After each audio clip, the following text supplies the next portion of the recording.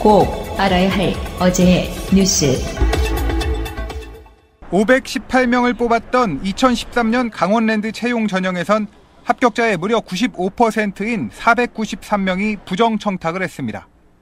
강원랜드 측은 이 가운데 단순히 청탁만 한 267명 말고 점수 조작 사실이 검찰 조사에서 확인된 226명을 면직 처리하기로 했습니다.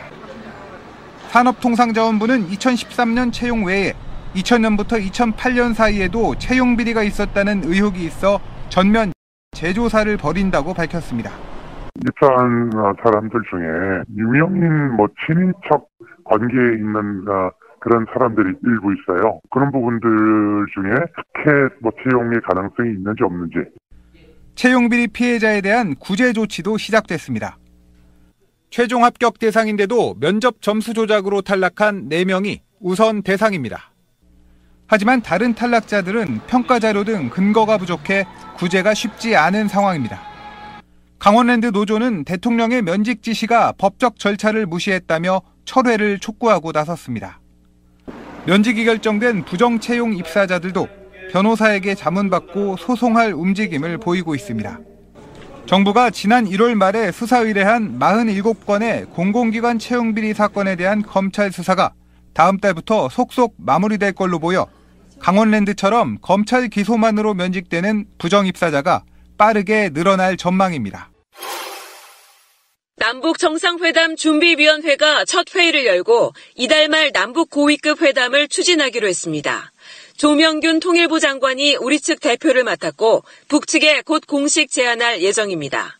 다음 달 초로 예정된 우리 측 예술단과 태권도 시범단의 평양 공연을 위한 실무회담도 다음 주 초 판문점에서 개최됩니다. 지난 2000년 정상회담을 준비했던 임동원 전 통일부 장관을 단장으로 한 30-40명 규모의 남북 정상회담 자문단도 꾸려집니다. 준비위는 이번 남북 정상회담이 한반도 평화의 근본적 해결을 위한 전기가 돼야 한다는 데 뜻을 모으고 비핵화와 남북관계 개선에 주력하기로 했습니다. 한반도 비핵화, 획기적인 군사적 긴장 완화를 포함한 항구적인 평화 정착, 그리고 남북관계의 새롭고 담대한 진전을 위한 의제에 집중해서 정상회담 방식은 당일 하루만 열리게 될 가능성이 높습니다. 임종석 위원장은 경우와 이동 등에서 효율적인 판문점 회담이 정례화되길 기대한다고 밝혔습니다. 또 가급적 북미 정상회담 전에 문재인 대통령과 트럼프 대통령이 실무 형식으로라도 만나서 남북 정상회담 결과를 공유하고 의제를 논의하길 희망한다고 밝혔습니다. 청와대 고위 관계자는 현재 대북 제재 국면에선 경제와 교류 문제는 다루기 어렵지만 앞으로 남북과 북미 회담 진행 경과에 따라 자연스럽게 논의가 이루어질 거라고 말했습니다. 정봉주 전 의원이 새롭게 확보했다며 공개한 사진입니다. 성추행이 있었다고 지목된 2011년 12월 23일 찍힌 사진 중에 하나입니다. 해당 호텔에 가지 않았다는 일종의 알리바이 입증용입니다. 정 전 의원 측은 이 사진을 비롯해 사건 당일 5분에서 10분 간격으로 자신의 행적이 기록된 사진 780여 장을 확보했다면서 검찰에도 증거로 제출할 것이라고 밝혔습니다. 고소를 당한 인터넷 매체 프레시아는 오늘 검찰에 정 전 의원을 맞고소했습니다. 자유한국당이 그동안 언급해온 군권형 개헌안의 얼개를 밝혔습니다. 눈길을 끄는 건 국무총리 임명권을 사실상 국회에서 행사토록 한다는 내용입니다. 선거구제 개편 등도 개헌안과 연계하겠다며 야당 공조를 강화하겠다는 뜻도 밝혔습니다. 하지만 내용보다 눈길을 끄는 건 시기입니다. 한국당은 이 안을 바탕으로 여야 합의안을 만들어 6월 국회에서 발의하자고 주장했습니다. 청와대가 제안한 6.13 지방선거 개헌 투표 동시 실시를 사실상 거부해버린 겁니다. 6.13 지방선거 동시 헌법 개정 국민투표 이 발의는 물리적으로 불가능할 겁니다. 더불어민주당은 당장 시간 끌기라며 한국당은 구체적 개헌안 제시부터 서두르라고 촉구했습니다. 헌법상 보장되어 있는 대통령의 개헌 발의를 막기 위한 전형적인 꼼수입니다. 청와대는 내용을 비판했습니다. 한 관계자는 총리 선출권을 국회가 갖는 건 사실상 내각제라며 삼권 분립의 위배라고 주장했습니다. 방송 중간에 좋아요를 눌러주시면 새날팀들에게 큰 힘이 됩니다. 미리 감사합니다. 트위터가 진짜 언론입니다. 열받은 것 중에 하나가 이런 거예요. 욕 좀 하셔도 돼요. 이런 애피에는. 지금 그랬잖아요. 이명박이 검찰청 나갈 때 자유한국당이 그랬어요. 박근혜와 이명박을 비교해서 보도하는 언론들 향해서 한 말이죠. 우리는 박근혜보다는 노무현 전 대통령이 오버레이트더라. 우리가 의도가 뻔히 보이잖아요. 네. 뇌물로 이미지화시켜서 너희 세력이랑 우리 세력이랑 뭐가 다르니? 그러면서 이게 정치보복으로 만들려면 노무현 대통령 돌아가신 걸 오버레이트 시켜야 되고 뭐 그렇게 하는데 이 방식이 너무 비열해요. 그러니까 이게 역사가 청산이 안 된 상태라고 보는 거거든요. 그러니까 저는 이 김성태 이 새끼는 짱돌로 대가리를 막 조사버려야 된다고 생각해요. 왜 그러냐면 노무현 대통령의 돌아가심을 온 국민이 슬퍼하고 전 세계에서 또 제가 한번 얘기해 볼게요. 돌아가신 대통령을 수년째 수십만 명이 매년 가서 조문한 사례가 있습니까? 얘기해 보세요 한번. 없습니다. 그만큼 우리가 노무현 대통령의 죽음에 대한 억울함 그리고 그가 갖고 있는 사람 사는 냄새 이 세상을 만들고자 하는 그 정치적인 중단됨 이런 거에 대한 안타까움이 존재하고 있고 아쉬움이 있단 말이에요. 그다음에 노무현 대통령이 직접 뇌물을 수수를 하는 구체적인 근거도 사실은 밝혀진 바 없지만 어쨌든 그런 대통령을 전과 28범한테 수평적으로 비교해서 정치 탄압이다 얘기한다는 거 말도 안 되는 것이고요. 분명히 말씀드리지만 민정수석 조국 교수가 단 한 번도 전화 한 통 안 했다는 거 아닙니까? 전혀 지금 검찰을 컨트롤하고 있지 않다는 거 아닙니까? 이거는 자유한국당도 인정하는 거 아닙니까? 그런데 스스로 지금 검찰이 하고 있어. 자기들이 살아남기 위해서 하고 있는 거거든요. 제도로서의 민주주의가 흔들리고 구타는 일은 이제 없습니다. 민주주의가 밥이고 밥이 민주주의가 되어야 합니다. 너무 다른 우리하고 너무 다른 세상에 살고 있기 때문에 뭐라고 욕을 한들 이것들한테 먹힐까 싶어서 제 입을 더럽히기 싫은 생각이 들어요. 이것들은 명예라는 개념 자체가 없는 거예요. 그렇죠. 홍준표 이 사람은 처음에 검사를 시작한 그 계기 자체가 아버지 당하는 거 보고 그 복수심에 시작한 사람이잖아요. 그리고 김성태는 그 노조 사무국장 하다가 이 자기 공명심에 그 정치 시작해가지고 지금 이 자리까지 왔는데 죄송한데 앞에 한국노총이라고 얘기해 주시죠. 예, 한국노총, 한국노총 사무국장 하다가 어용노총 지금까지 왔는데 그렇죠. 김성태가 그 한국노총 사무국장으로 했을 때는 완벽한 진짜 어용이었죠. 오리지널 지금은 아니지만 근데 그런 사람들이 과연 노무현 대통령이 느꼈을 그 절망감과 그 수치심, 그 명예를 아는 사람만이 느낄 수 있는 그 수치심 있잖아요. 그거에 대해서 이 사람들은 전혀 알 수가 없는 사람들이거든요. 그런 개념 자체가 처음부터 없는 사람들이기 때문에 이게 부끄러움이라는 걸 아는 인간들이 이 홍준표 같은 그 개 같은 소리를 하겠어요? 김성태는 저는 머릿속에 든 게 푸딩이라고 생각해요. 그는 뭐 된장도 아니야. 주름이 없어? 네, 주름이 없어. 그러니까 탱글탱글한 진짜 탱탱한 이게 푸딩 상태였기 때문에 이런 소리를 하는 거예요. 지 생각으로 하는 말이 한마디도 없어. 홍준표가 저 새끼 개새끼야 하면 옆에서 맞아 하는 그 정도 지금 급으로 하고 있단 말이에요. 그러니까 이것들은 그냥 답이 없어요. 이번 선거로 확실히 정리를 해주는 거 말고는. 진짜 중요한 거는 아까 제가 좀 전에 청산이란 말을 썼는데요. 뭐냐면 홍준표가 대선 때도 노무현 대통령 뇌물 뭐 이렇게 얘기했잖아요. 네. 그리고 저쪽 세력들한테는 노무현 대통령이 뇌물 받은 거를 기정사실화시켰는데 그렇죠. 이건 고소고발을 해가지고 확실하게 법적인 걸 받아내야 돼요. 물론 이제 대상자인 분이 돌아가셨기 때문에 수사를 못한 부분도 있지만, 그러니까 검찰 쪽의 어떤 여러 가지 증언들을 보면 노무현 대통령에 관련한 뇌물이라는 대가성을 전혀 입증하지 못했거든요. 못했죠. 이거 법률적인 용어 쓰는 거고, 검찰이 봤을 때는 뇌물로 이명박 이 사주에 의해서 노무현 대통령을 뭐 국세청이나 뭐네 다 털어대면서 조사했지만 노무현 대통령이 박연차 등에게 대가로 해준 게 없단 말이죠. 맞아요. 그러니까 뇌물주의 성립되는 법을 왜 대가성으로 만들어 놨냐면 사인 간의 관계에서 진짜 우정, 사랑, 믿음 동지적 관계로 아무 대가 바라지 않고 정치적 후원할 수 있어요. 네. 그 관계인 게 사실상 명확하게 드러난 부분이란 말이죠. 그래서 그런 것인지 사실 뻔히 알면서도 뇌물로 엮기 위해서 그렇게 온갖 짓거리 하다가 안 되니까 진짜 무슨 뭐 시계를 논두렁에 버렸다라든지 이런 식으로 해서 인격적인 모욕을 준 상태에서 돌아가시게 했잖아요. 그러면 그렇죠. 그 세력 전체가 우리들한테 미안해해야 되는 건데 반성해야죠.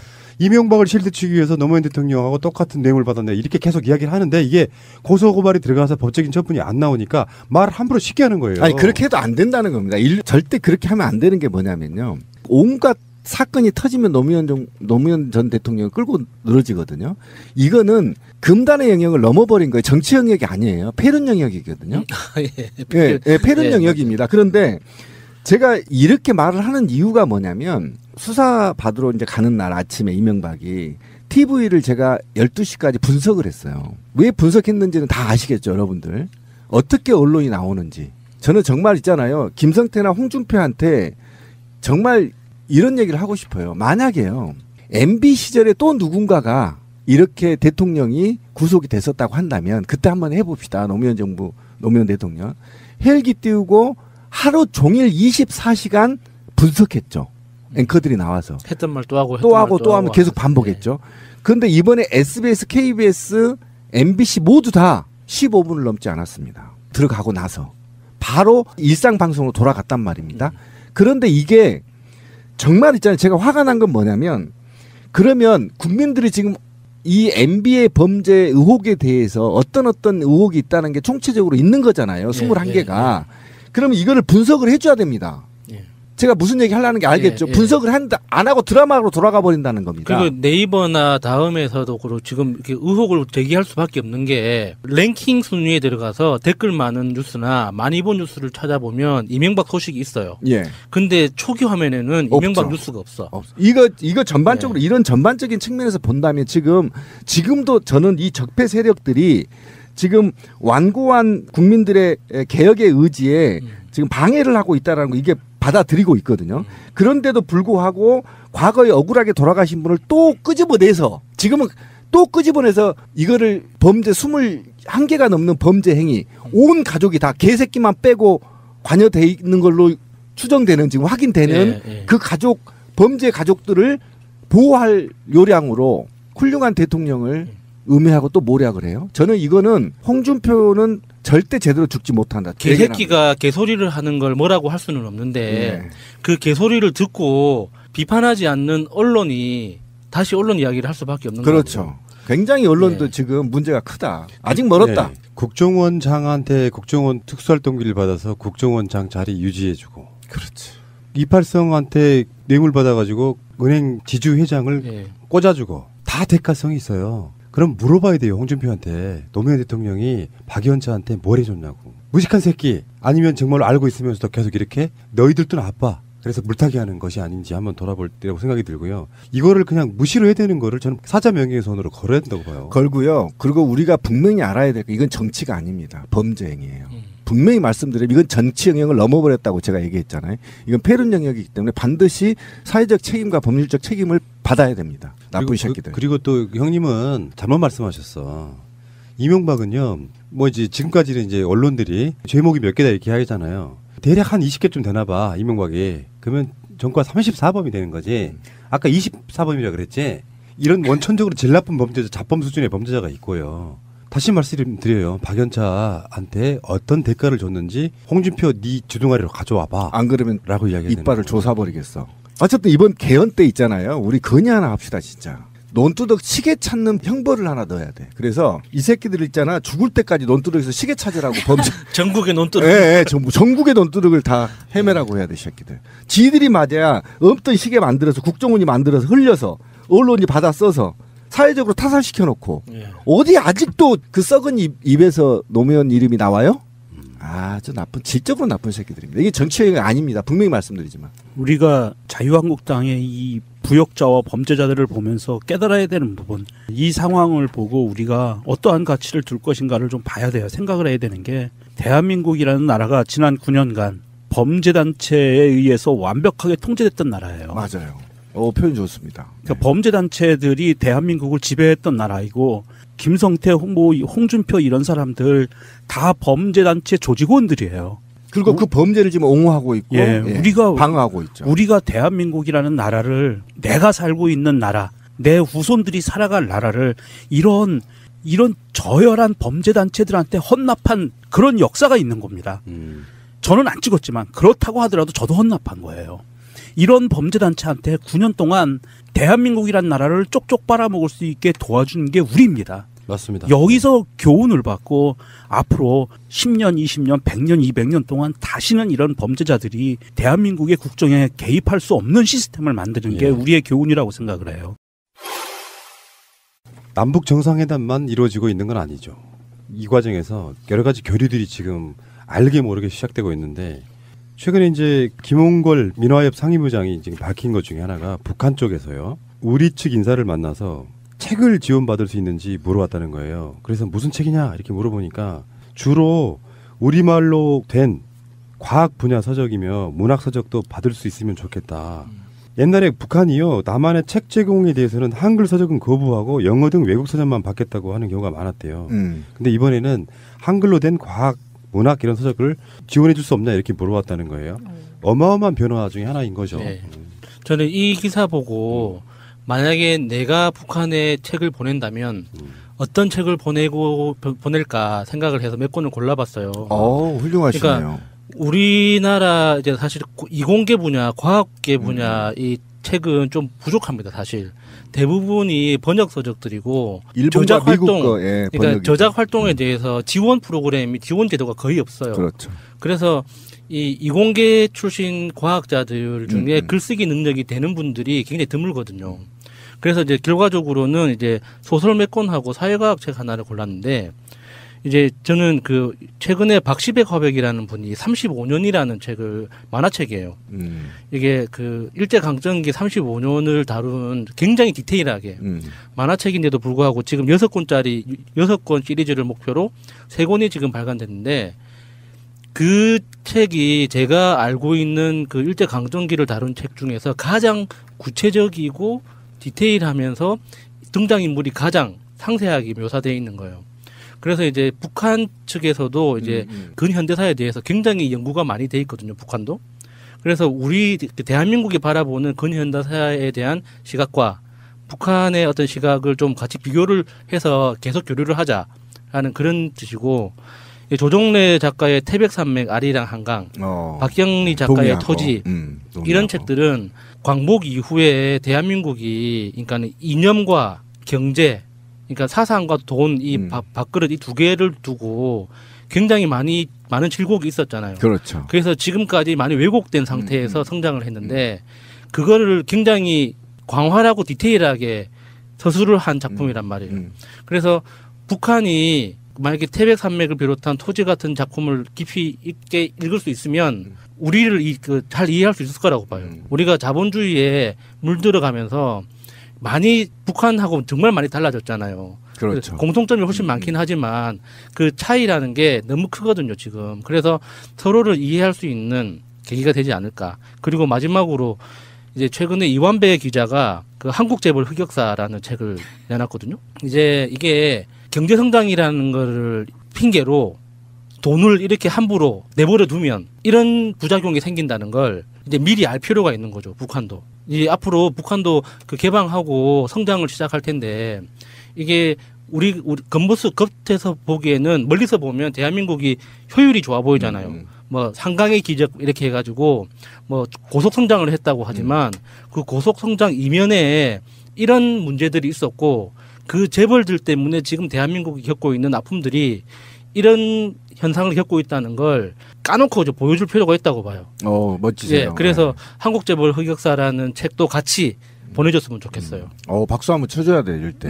정말 깨알같이 준비하셨네요. 그죠? 그러니까 이게 과학 서적에 이해가 되는데 문학 서적은 약간 사상 통제 개념에서 보면 위험할 수 있는 것들이 많잖아요. 그런 내용들을 그냥 이렇게 받아준다는 거. 아니 그래서 그 부분 제가 얘기를 하려고 했는데. 그러니까 문학 서적도 받겠다고 하는 것은 일종의 북한의 어떤 개혁의 상징 같은 것도 되는 거예요. 차라리 그러지 말고요. 저는 좀 제가 앞서가는지 모르겠지만 지금 이참에 국가보안법 손을 봐야 돼요. 그래서 저는 서적 같은 경우는 좀 이런 거를 뭐 주고받고 서로 쉽게 볼 수 있는 어떤 루트를 좀 만들어야 된다. 저는 그렇게 성질 생각을 같아서는 해요. 그냥 네. 도서관을 한 수백 개 띄워주고 싶죠. 교보문고 보내주면 되겠죠. 그쪽으로. 평양적 교보문고 하나 놓으면 되는 거고. 이런 분야뿐만 아니라요. 이번 주 주말인가요? 주말에도 철도 관련해서 철도노조하고 시민사회단체들이 유라시아 철도 협의회인가요? 뭐 출범식이 있어요. 그러니까 거기도 지금 얘기를 하고 있고요. 그다음에 제가 또 아는 지인이 경평 축구대 그것도 지금 준비하고 있고요. 그러니까 우리가 방송 중에 다 이렇게 분야별로 지금 교류를 하려고 준비를 하고 있는데 팟캐스트만 교류가 안 되시요. 우리 북한 팟캐스트 없나요? 빨리 좀 열어주세요 지금. 팟캐스트 교류 뭐 협의 하나 만들어야 되는 거기 있어야지 교류를 하죠. 거기 만들어야지 빨리. 아니, 북한에도 스마트폰 500만 대가 넘는데요. 유통되는 게. 우리가 찾아보죠 뭐. 북한에는 팟캐스트가 없을까 비슷한 거. 팟빵 깔았겠네. 아니요, 내가 봤을 때는 김정은 위원장은 팟캐스트를 팟빵을 통해서 듣고 있습니다. 듣고 있을 것 같아요. 김정은 맥북 쓰거든요. 그래서 제가 봤을 때는 좋아요 하트도 누르고 계십니다. 네, 알겠고요. 흥분된다, 그죠? 이게 남북 관계가 탄탄해지려면 민간 교류가 완벽하게 활성화돼야 돼요. 네. 그래야 쉽게 안 무너지는 거거든요. 정부에 의해서만 남북 교류가 되고 남북 정상회담 한다고 그래서 좋은 효과가 가시로 나오는 건 아니고. 그러니까 제가 염려한 건 제가 자꾸 이제 빗나가는 것 같은데 죄송해서 이번에 꼭 그 노무현 정부 시절에 저희 공무원 노조도 평양에 갔었거든요. 그래서 김정은 위원장 테이블에 앉아서 차도 마셨어요. 그런데 이게 다른 정권이 넘어가면요 죄가 될 수 있어요. 저는 이게 염려돼서 저는 제도적으로 좀 보완을 미리 해야 된다. 미리미리 해야지. 그래서 내가 정세균 의장지 또 내가 한마디 하겠는데 지금 국회는 있잖아요. 거의 이제 휴업 상태 아닙니까? 그러면 지금 대통령은 지금 뭐 미친 듯이 남북관계 개선을 위해서 지금 동북아 평화를 위해서 노력하고 있는데 국회는 지금 뭐 하고 있냐? 거기에 맞는 법들을 빨리빨리 통과시켜주고 이런 제가 염려스러워서 움찔거리는 것들 이런 것들이 없도록 빨리 만들어주는 게 바로 국회의 할 일이란 말이에요. 그래서 국회가 지금 정의장이 좀 나서면 좋겠다. 제발 좀 계속 지금 여러 번 지금 촉구를 하는데 그래서 그것만 풀려준다면 민간교류 아까 권 PD가 얘기한 대로 지금 축구부터요. 배드민턴 뭐 이명박 좋아하는 테니스대 뭐 이거 많이 있거든요. 빨리 좀 교류가 될 수 있도록 법률적으로 좀 제정을 해야 된다. 맞습니다. 곽승훈 노무사의 노동 이야기. 네, 곽승훈의 노동 이야기. 노무사님 안녕하세요. 네, 안녕하십니까. 네, 지난주에는요. 직장 내 성희롱 그것이 어떤 것이고 유형을 좀 알아봤는데요. 정말 이런 것도 성희롱이다. 사실 정말 너무 당연한 것도 있고요. 결국에는 상대방이 싫어하는 건 하지 맙시다라는 거의 유치원에서 배우는 진리로 결론이 나는 것 같았는데요. 네. 오늘은 그런 직장 내 성희롱 예방하는 방법 그리고 발생했을 경우 어떻게 해야 되는지 상황이 발생하고 나서의 어떤 대처법에 대해서 노무사님과 이야기 나누도록 하겠습니다. 네, 일단 그 직장 내 성희롱 일단 법률에서 금지하고 있는 행위고요. 또 이제 노동자의 노동 환경을 악화시키고 이게 심할 때는 피해 노동자가 어쩔 수 없이 직장을 그만두게 하고 그 과정에서 심각한 정신적, 신체적 그리고 경제적 피해를 발생시키기도 하는 행위예요. 그래서 직장 내 성희롱은 본질적으로 보자면 인권 침해 행위다라고 볼 수 있죠. 그래서 남녀고용평등법은 직장 내 성희롱의 예방 및 처리에 관한 모든 책임은 다 사업주가 지도록 이렇게 규정을 하고 있어요. 네, 이런 성희롱 문제 결국에는 피해자만 더 큰 피해를 보는 경우가 비일비재한데요. 이 모든 책임 사업주가 지고 있다라고 하는데 그 사업주에게 제대로 지우기 위해서 그럼 어떻게 해야 되는지 좀 알아봐야겠네요. 네, 일단 사업주는 직장 내 성희롱을 근본적으로 예방을 할 수 있는 그 방침을 세우도록 하는 의무를 지고 있는데요. 사업주가 그 의무를 다하지 않은 경우에는 사업주도 직장 내 성희롱 발생 시에 민형사상의 책임을 동시에 함께 질 수가 있어요. 일단 사업주의 성희롱 예방의 의무를 살펴보면요. 우선 무엇보다도 성희롱 예방 교육을 실시할 의무를 좀 지니고 있는데요. 이 성희롱 예방 교육은 근로자 수 상관없이 상시 노동자 1명 이상을 고용하는 모든 사업장에서는 최소한 1년에 한 번 이상 전 직원에 대해서 성희롱 예방 교육을 좀 해야 돼요. 여기서 이제 전 직원이란 것은 정규직이냐 비정규직이냐 뭐 심지어는 아르바이트생들도 다 포함된다라고 볼 수도 있고요. 이게 언제부터 생긴 건가요? 받아본 기억이 없는 것 같은데. 예, 이것은 그 처음부터 직장 내 성희롱 예방 교육에 관한 규정이 신설될 때부터 생겼는데요. 이 벌칙 규정은 올해 5월 29일에 더 강화돼서 그 전까지는 300만 원 이하의 과태료인데 이제 500만 원 이하의 과태료로 좀 더 과태료 처분이 무거워지게 되었습니다. 네, 사업주의 안전배려 의무 중에 하나가 성희롱 예방 교육을 반드시 실시해야 되는 게 있네요. 그렇죠. 그런데 사업주가 예방 교육을 실시할 뿐만 아니라 본인 스스로도 받을 의무도 함께 있어요. 그렇죠. 왜냐하면 지난주에 말씀했다시피 사업주 내지는 직장 상사에 의해서 이루어지는 직장 내 성희롱이 거의 90%에 육박하고 있기 때문에 그렇죠. 네. 그 대표이사는 물론이고 이사, 임원 그런 그 상급자들도 교육을 받아야 되고요. 이 사람들이 한 명이라도 빠지면은 요거는 이제 예방 교육을 다 안 한 것으로 봐서 예방 교육을 전혀 안 한 것과 동일한 처벌을 받을 수가 있어요. 그렇군요. 예. 갑자기 급 궁금해지는데 이건희 회장은 성희롱 예방 교육을 받았을까요? 안 받았다고 좀 보여질 수가 있죠.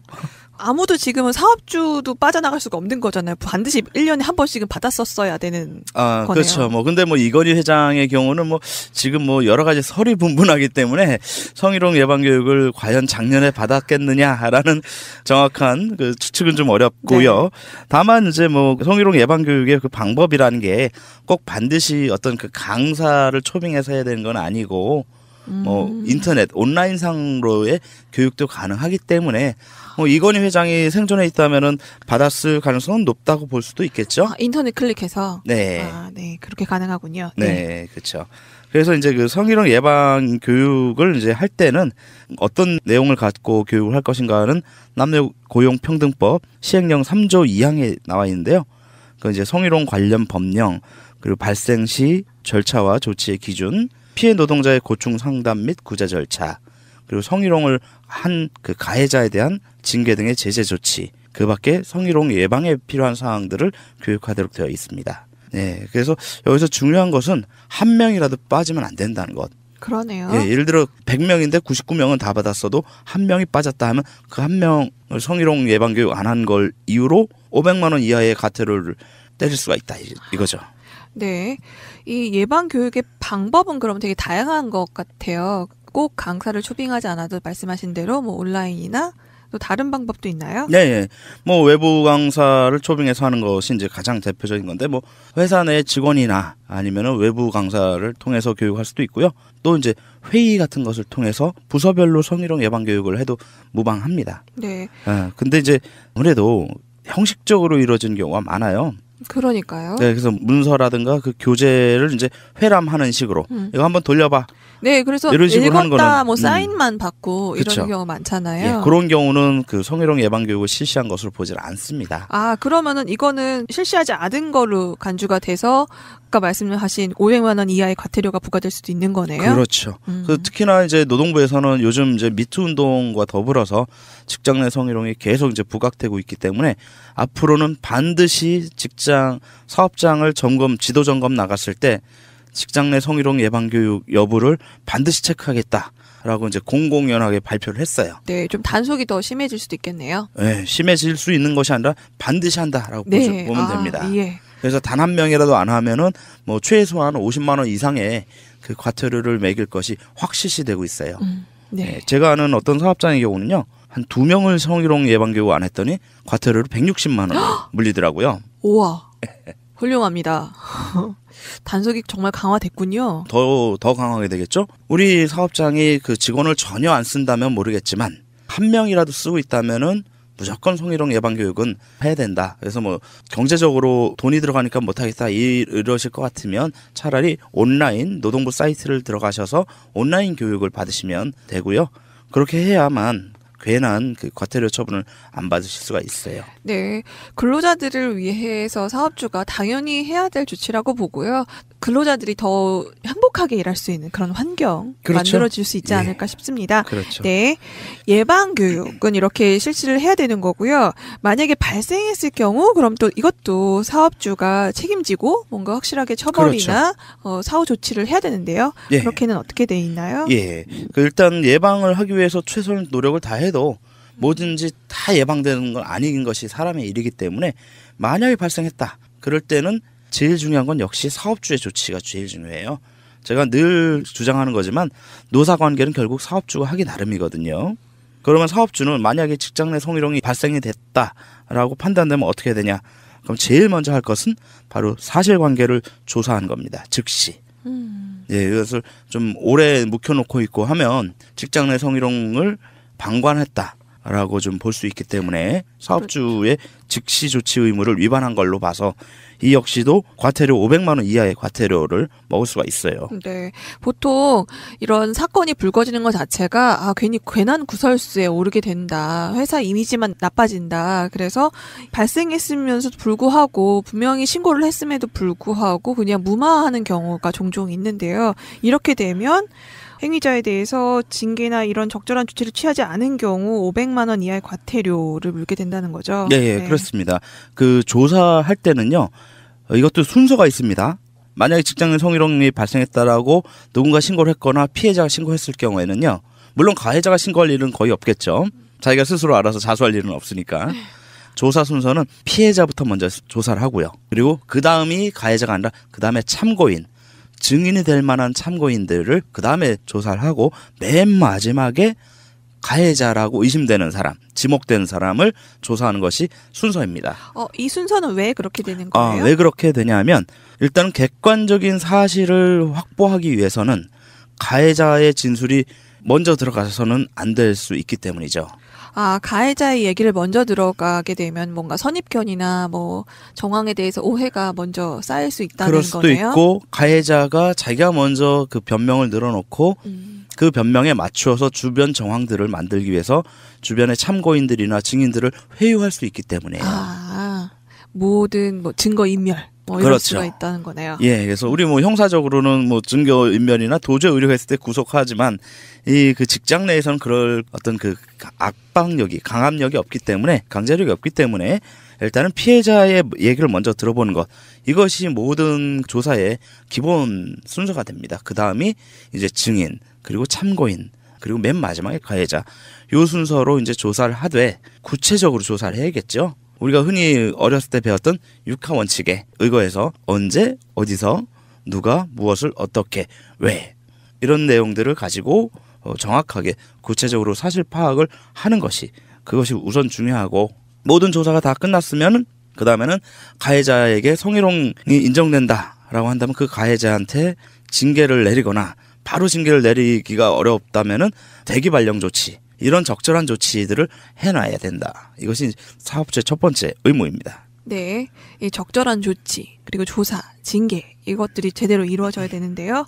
그 이외에 의무에는 또 어떤 게 있나요? 네, 그리고 이제 항상 그 우리나라에서도 좀 많이 발생했던 문제인데요. 피해자에 대해서 불이익한 조치를 하면 안 돼요. 사업주는 절대. 그렇죠. 오히려 피해자가 2차 피해를 받는 그런 셈이 되기 때문에 사업주가 만약에 그 성희롱 피해자에 대해서 보호 조치를 하지 않고 오히려 인사적인 불이익을 준다거나 한다면 이 자체는 굉장히 좀 엄중하게 벌칙을 강화해서 3년 이하의 징역이나 2천만 원 이하의 벌금형으로서 전과자를 만들 수가 있어요. 사업주가. 이게 보통 가해자와 피해자 간의 관계가 가불관계, 약간 상하관계가 되게 많아요. 그러다 보니까 사업주 입장에서는 직급이 높은 사람에게 조금만 가해지는 이 징계나 이런 것이 쉽지 않을 수가 있습니다. 하지만 이제 공정하게 적절하게 취해지지 않으면 바로 이것이 3년 이하 징역, 2천만 원 이하의 벌금. 네, 굉장히 센 벌칙이죠. 거의 그러네요. 임금체불하고 똑같은 수준의 벌칙입니다. 이게. 이 피해자에게 오히려 불이익을 장기간 조치를 하는 것이 금지됐는데 그런 조치를 했을 경우 그러면 어떤 조치까지 되는지는 어떤 것이라도 그 사람한테 가해서는 안 된다 뭐 이렇게 할 수 있는 건 아니잖아요. 그러니까 이제 노동 환경, 근로 조건이라고 하죠. 법률 용어로는. 네. 그 노동 환경이 조금이라도 전보다 나빠지는 그런 조치를 하는 거.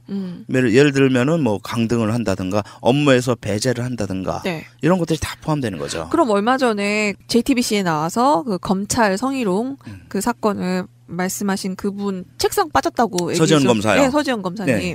그럼 그 사람의 그 책상을 뺀 그 사람은 3년 이하의 징역에 2천만 원 이하의 벌금형에 처해되는 거 아닙니까? 예, 그런데 다만 아쉽게도 남녀고용평등법이 공직사회는 적용이 안 된다는 점.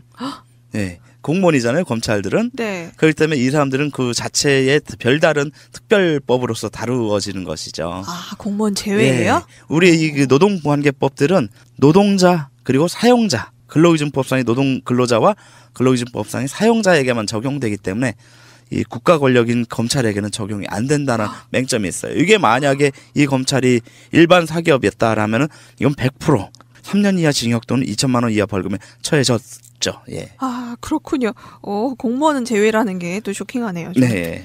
그리고 이제 사업주의 이제 그 또 다른 의무는 사실 그 직장 내 성희롱이라는 게 직장 상사나 대표자, 직장 동료에 의해서만 이루어지는 건 아니잖아요. 네. 고객이나 이런 그 제3자로부터 성희롱을 받는 경우도 있죠. 김승하 지부장님도 그런 경우 많이 받아봤죠. 아, KTX 탑승하시면 다 고객님이시기 때문에. 그렇죠. 그런 고객님들이 실없이 던지는 농담 한마디가 그렇죠. 성적인 그 굴욕감이나 혐오감 느꼈을 수도 있었을 거예요. 그렇죠. 어느 부들부들 하면서 참죠, 그냥. 그렇죠.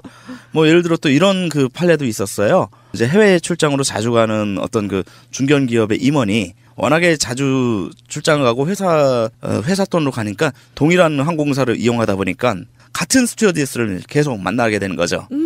그런데 그 스튜어디스한테 어이 미스 김 오늘도 이쁘네 오늘도 섹시하네 이런 말을 했다. 그래갖고 이 항공사가 그 회사한테 공문을 보냈어요. 앞으로 이런 경우가 계속되면 당해 임원에 대해서는 승객은 탑승 거부. 네, 탑승 거부하겠습니다. 그렇죠. 이게 이제 그 정확한 올바른 사업주의 마인드. 자세인 거예요. 훌륭하네요. 그렇죠. 아, 그런 회사에서 일하고 싶습니다. 저는 그 회사에서 취객이 저희 승무원 멱살 잡고 옷이 잡아 뜯고 막 그래가지고 해줬는데도 불구하고 회사에서 그냥 네가 재수 없었다고 해라 참아라라는 얘기를 듣는 회사에 다녔어가지고 그래요? 너무 와. 차원이 다르네요. 야, 그거는 정말 잘못된 건데요. 제3자로부터 성희롱을 당했을 경우에는 일단 보호 조치를 하고 그 격리할 수 있으면 격리하는 그런 조치를 반드시 해야 돼요. 이것도 안 하면 500만 원 이하 과태료 부과되는 거거든요. 아, 이것도 성희롱 피해자에 대해서 제대로 된 조치를 취하지 않았을 경우에 500만 원 이하의 과태료 부과. 그렇죠. 네. 그래서 그 사업주의 그 의무 중에 피해자 보호의 의무는 반드시 좀 지켜져야 되는 그런 의무로 좀 인식이 돼야 되고요. 그리고 이제 중요한 것이 또 피해자는 어떻게 대처해야 되냐라는 문제가 발생할 수 있습니다. 우리가 성희롱 당하게 되면 어떤 심리일 것 같으세요? 좀 많이 당황스럽고 좀 정신이 없을 것 같아요. 그렇죠. 예, 이걸 어떻게 해야 될까? 사실 당했구나, 내가 기다렸어 하면서 막 체계적으로 이렇게 하는 사람이 어디 있겠어요. 그렇죠. 네. 일단은 뭐 좀 당황스럽고 네. 또 충격을 받겠죠. 그리고 공포심도 있겠고 또한 혐오감, 너무 토할 것 같다는 느낌 이런 것들이 분명히 들 거예요. 그런 와중이기 때문에 피해자들은 사실은 대부분 성희롱을 당했을 때 어떻게 대처해야 될지를 잘 모르는 경우가 대부분이에요. 그렇기 때문에 우리가 직장 내 성희롱 예방 교육에서도 피해자로서 피해를 당했을 때 어떻게 대처해야 되냐라는 것을 반드시 교육을 해야 되는데요. 딱 하나입니다. 우선은 제일 먼저 이것이 좀 이상하다, 이건 아닌 것 같다 싶은 느낌 들면 그 순간에 의사표시를 분명히 하는 것, 이게 제일 중요합니다. 그래서 거부 의사를 말로써 표현을 하고, 만약에 신체적인 접촉을 하려고 한다 하면 일단 그 신체적인 접촉으로부터 우선 벗어나는, 그러거나 아니면 말로써 하지 마세요 라고 하시면 됩니다. 그리고 요즘은 세상이 바뀌었기 때문에요, 만약에 그런 경우에도 계속 가해자가 성희롱을 하려고 한다 했을 때는 이것은 직장 내 성희롱입니다 라고 선언을 해버리십시오. 그런 순간에 가해자도 정신이 번쩍 듭니다. 요즘 더군다나 미투 운동이 계속 이루어지고 있기 때문에 아무나 이제는 그 성희롱입니다라고 얘기했을 때 더 이상 진행할 수 있는 더 이상 감행할 수 있는 그런 배짱을 가진 사람은 좀 없다고 좀 보여집니다. 네, 이게 다른 뭐 노동사건이랑 비슷하게 항상 증거 수집이 제일 중요하기도 하고 해서 물론 이게 단호하게 의사 표현을 딱 그만하세요. 라고는 하지만 이게 또 구두잖아요. 그렇죠. 내가 왜 언제 그랬어? 그리고 오히려 내가 이 말을 꺼내면 이 사람이 오히려 또 정색하고 그래가지고 나를 더 미워해서 갑자기 승진이나 뭐 다른 식으로 불이익을 준다든지 이럴까봐 사실은 말도 못 꺼내는 경우가 많거든요. 사실 우리들이 당하는 입장에서는 이것을 말하고 싶지 않아서 안 하는 게 아니거든요.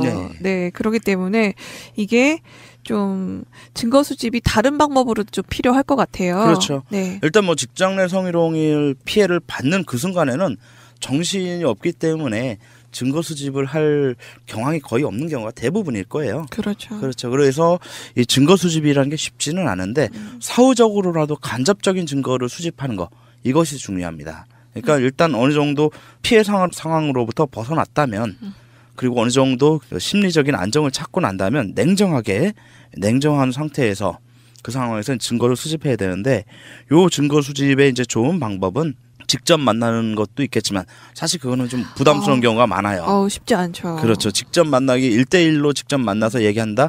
이거 특히나 이것이 이제 피해자가 여성일 경우에는 이걸 기대하기가 좀 쉽지 않고 왜냐하면 남녀라는 차이뿐만 아니라 직급의 차이, 권력의 차이로 인한 그 압도감을 느끼기 때문에 직접 만나라는 것은 좀 거의 어렵고요. 대개는 이럴 때는 좋은 방법은 이제 문자 메시지라든가 카카오톡, 뭐 텔레그램 같은 메신저 또는 이제 이메일 이런 것들을 좀 보내는 거. 그래서 그 당시의 상황을 재구성을 해서 가급적이면은 6하 원칙에 맞춰서 언제 몇 시 어디에서 저한테 이런 행동을 왜 하셨어요? 라고 묻는 거예요. 그렇죠. 이런 행동 하셨죠라고 하는 게 아니에요. 물어볼 때는 yes, or와 no로 답할 수 있게 물어보는 것이 아닙니다. 왜 하셨어요? 서술을 하도록 질문을 하는 겁니다. 뭐 어젯밤에 그렇게 하신 행동 도대체 무슨 의미셨습니까? 뭐 이런 식으로. 네, 도대체 왜 저한테 그러셨어요? 왜 그러신 거예요? 예. 어제 저한테 이런 행동을 하신 적 있죠? 라고 하면은 내가 언제?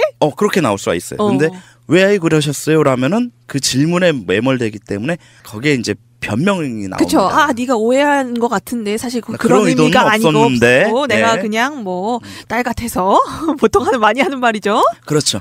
거기서 일단 의도한 적은 없지만 미안하다라는 말이 나오도록 만드는 거. 이게 중요합니다. 네. 그래서 객관적인 정황상으로 의도는 상관없이 어쨌든 행위는 있었구나라는 것을 이끌어내는 거 이것이 중요합니다. 네, 그렇게 하는 게 그나마 조금 피해자에게 증거 수집도 할 수 있고 직접 대면에서 말하는 것보다는 훨씬 더 부담이 적은 방법일 수 있겠습니다. 그렇죠. 예. 만약에 그리고 행위자가 직접 만나자고 할 수가 있어요. 그럴 때. 네. 그럴 때는 이제 그거를 꼭 피하는 것이 응사는 아니고요. 그럴 때는 1대1로 만나는 게 두려울 때는 자기 가족이나 아니면은 친구, 절친한 친구 또는 전문가, 관련된 제3의 전문가와 함께 대동해서 만나시는 거. 이것을 저는 권해드리고 싶어요. 네. 이것은 조금 전문가의 도움을 받을 필요도 있는 것 같아요. 어떤 식으로 증거 수집을 할 수도 있고 어떤 식으로 또 해결을 할 수도 있는 거고요. 그렇죠. 그렇지 않고도. 그런데 이 시점에서 우리 피해자들이 유의해야 될 사항이 하나 있습니다. 몇 가지가 있는데요.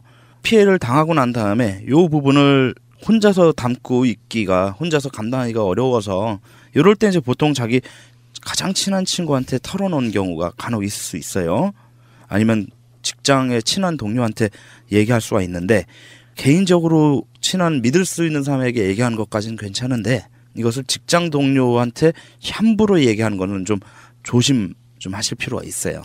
직장 동료에게도 예. 아무리 친하다고 해서 함부로 얘기하지 않는 것이 좋을 수 있다. 예. 그리고 특히나 사내 게시판이나 인터넷 게시판 같은 데다가 이런 사실들을 올리는 거는 오히려 역공의 빌미가 될 수 있다. 네, 맞습니다. 그 사실적시에 의한 명예훼손. 그렇죠. 예, 모욕죄, 네. 명예훼손죄로 오히려 가해자가 피해자를 고소해놓고 그 고소 취하를 조건으로 해서 성희롱에 대한 문제 제기를 하지 못하도록 이렇게 딜을 할 수 있는 그런 경우가 간혹 있을 수 있어요. 네. 이 명예훼손죄라는 게 참 그렇게 여기저기 활용되는 경우가 많더라고요. 네, 그렇죠. 네, 좀 조심해야 될 부분이 있어서 우선은 전문가에게 도움을 청하는 게 제일 우선이 아닌가 싶네요. 그렇죠. 그래서 네. 일단은 증거를 확보한 이후에는 일단 회사 내에 담당 부서, 인사부서라든가 아니면은 가해자보다 더 높은 직급에 있는 상사에게 이 사실을 신고하시는 거, 이것이 필요하고, 만약에 대표이사가 성희롱을 했다. 그러면은 뭐 더 높은 사람이 없기 때문에 안 되잖아요. 그럴 때 이제 외부 기관에다가 네. 신고를 하셔야죠. 네, 그러면은 피해자는 이런 대응 방법에 대해서 알아봤는데요. 그러면은 가해자가 꼭 진짜 자기도 의도치 않게 잘 몰라서 그렇게 되는 경우도 있잖아요. 그러면 정말 가장 1번이 진심 어린 사과. 그렇죠. 전 이게 1번이라고 생각합니다. 네, 그래서 이제 피해자 입장이 아닌 마지막으로 가해자 입장에서는 어떻게 해야 되느냐. 네. 라는 것을 이제 한번 살펴보자면, 만약에 본의 아니었지만, 본의 아니라는 말이 굉장히 많이 쓰이지만 사실 이건 본의 아니다라는 말은 거의 다 변명합니다라는 말을 좀 근사하게 만들어내는 거거든요. 행위자는 두 말 없이 닥치고 사과. 이게 답이에요. 그렇죠. 예. 이게 자기 기준에서는 성희롱할 의도가 없었어도 상대방의 기준에서는 입장에서는 성희롱으로 받아들일 수 있는 거거든요. 이게 바로 이제 흔히 말하는 역지사지죠. 입장 바꿔놓고 생각하는. 그렇기 때문에 피해자가 만약에 의사표시를 그렇게 했다. 나 이거 좀 성적으로 혐오감이 든다. 내지는 이거 성희롱 아닙니까? 라고 항의가 했을 때는, 그럴 때는 닥치고 사과한 것. 진심 어린 사과한 것. 이것이 일단 가장 올바른 자세입니다. 네. 본인의 의도가 어쨌든 상관없이 상대방이 피해를 봤다면, 뭔가 굴욕감이나 모욕감을 느꼈다면 모든 게 어쨌든 이것이 가해 행동이기 때문에 그것에 대한 사과, 사죄, 의도치 않았더라도 하는 것이 기본이 아닌가 싶네요. 그렇죠. 네. 그리고 그렇게 사과를 했는데도 불구하고 일단 지목돼서 직장 내에 징계나 조사 절차를 겪게 된다면 무조건 부인하는 것은 오히려 더 안 좋아요. 그러면 더 중징계로 갈 수가 있습니다. 근로기준법상의 그 징계의 종류 중에서 가장 큰 게, 가장 중요한 것이 이제 해고인데, 요 해고를 할 때, 그리고 이 해고에 대한 부당함을 노동위원회에서 다툴 때도요, 근로자의 자세를 봅니다. 반성하는 자세가 있는지. 그러지 않고 계속 변명만 하고 나는 부당하다, 이 회사의 조치가 이러이러한 것이 부당하다라는 그 논리로서만 접근할 때는요, 같은 기준이라 하더라도, 같은 사안이라 하더라도 좀 더 안 좋게 보는 경향이 있어요. 네, 푸나님이 항상 말씀하시죠. 태도가 예. 가장 중요합니다. 네, 우선 피해자에게 항상 주목하셔야 되고, 가해자가 됐을 경우에도 항상 진심으로 사과하는 자세, 이런 태도를 유지하시는 게 가장 중요하다. 그렇죠. 그리고 가장 중요한 것은 일단 가해자가 되지 말아야죠. 그렇죠. 예, 미리미리. 가해자가 되지 않는 것이 중요하기 때문에 본인 스스로 것이. 성희롱을 예방하는 그런 행동이 필요하고 노력이 필요한데, 그러기 위해서는 우선은 평소에 직장 내 성희롱에 어떤 것이 있는지를 좀 많이 좀 익혀두시는 거, 이것도 예방하는 데 큰 도움이 됩니다. 그래서 우리가 과거에, 그리고 이제 권위주의 시절 때는 흔히 아무렇게 않게 던졌던 농담들이 이제는, 그때 문제가 안 되었던 것이 이제는 성희롱이 된다라는 사실을 인식하셔야 되는 것. 맞아요. 세상이 변했기 때문에 옛날에는 그냥 그럴 수도 있지 하던 것이 지금은 또 안 그런 것들이 굉장히 많잖아요. 그렇죠. 변했다는 거 좀 인지하실 필요가 있습니다. 그리고 가해자, 피해자 이외에 동료들이 있잖아요. 그렇죠. 동료들한테도 이거는 사실 성희롱 이런 사건 자체가 굉장히 큰 스캔들입니다. 그렇기 때문에 막 수근수근대고, 야 누가 저랬대, 저거 저랬대, 막 그런 식으로 이 사건 자체를 크게 부풀리고 와전되는 경우가 많은데요. 이것이 사실 피해자에게 두 번 피해를 그렇죠. 주게 되는 경우가 많잖아요. 2차 피해의 네. 가해자가 될 수가 있다는 거죠. 그렇습니다. 예, 피해자를 근거 없이 좀 비난하거나 뒤에서 이제 뭐 뒷담화라고 하죠. 수근수근하고 또 이제 뭐 허위 소문을 사실인지 아닌지는 모르겠지만 하면서 자기네들끼리 떠드는 얘기들, 이런 것들이 이제 2차 피해가 될 수 있고요. 또 심각한 거, 이런 일이 발생했다고, 우리 회사 내에서 이런 일이 발생하니까 좀 불편하다, 이게 조직에 해가 된다, 이러면서 오히려 피해자를 왕따시키는 행위, 이것도 2차 가해자가 될 수 있습니다. 그런 사고방식 자체가 약간 좀 후진적인 것 같아요. 이것이 오히려 수면적으로 드러나고 공정하게 징계받고 처리가 되는 것일수록 조직이 더 깨끗하고 투명해져 가는 과정이고 그만큼 건강하다는 뜻인 거거든요.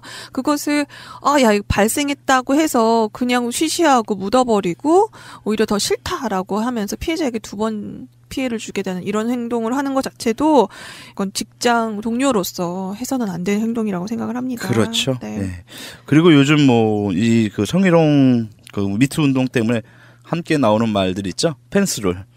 이것이 마치 그 직장 내 성희롱을 근본적으로 차단할 수 있는, 예방할 수 있는 그런 것으로 인식될 수도 있겠지만 제가 보기에는 이거는 이불 밖은 위험해 하면서 아예 밖으로 세상과 교류를 안 하겠다라는 거랑 비슷한 그러니까요. 케이스 같아요. 하늘 무너질까 봐 밖에는 어떻게 나가나. 그렇죠. 그리고 그 자체가 또한 여성을 격리시키는, 여성과 남성을 격리시키는 것이기 때문에 결코 바람직하지는 않다고 보여집니다. 결국 남성과 여성은 이게 남성 여성이 함께 하나가 되어서 함께 뭔가 이루어갈 때 완벽한 인간으로서 태어난 것이 다시 그 발전하는 것이죠. 그렇기 때문에 여성과 남성을 분리하려고 하는 자체도 저는 그 자체도 또 하나의 제2의 성희롱에 해당될 수도 있다라는 그 비판을 들어볼 만하다라고 생각합니다. 네, 노무사님과 이 직장 내 성희롱 예방과 대응에 대해서 알아봤는데요. 요즘 미투 운동이 이슈가 되는 만큼 미리미리 예방도 하고 또 사후에도 적절한 대응 조치 그리고 사후 처리 그리고 우리 주변 사람들의 반응 보여야 될 태도까지 이야기 나눠봤습니다. 우리 모두 이런 하나의 발전하는 과정이라고 생각하고요. 이런 게 일어날수록 점점 더 좋은 사회가 되고 있다고 생각을 합니다. 네, 오늘 말씀 고맙습니다. 노무사님. 네, 감사합니다. 정치 이야기에는 수준이 없다. 삼촌, 정치가 뭐예요? 푸나 삼촌 정치가 뭐예요? 보현님, 푸르나무님 안녕하세요. 안녕하세요. 안녕하십니까. 네, 우리가 고민 없이 사는 날이 평생 있을까요? 없을 것 같아요. 어렸을 때는 어렸을 때 나름대로의 그 고민이 있었거든요. 엄마가 용돈을 1,000원밖에 안 줬는데 이걸로 뭘 사 먹을까? 100원은 뭐하고 100원은 뭐하고 뭐 이런 수준에서 지금은 좀 더 이제 고민의 수준이 점점 달라질 뿐이지 항상 없어지진 않은 것 같아요.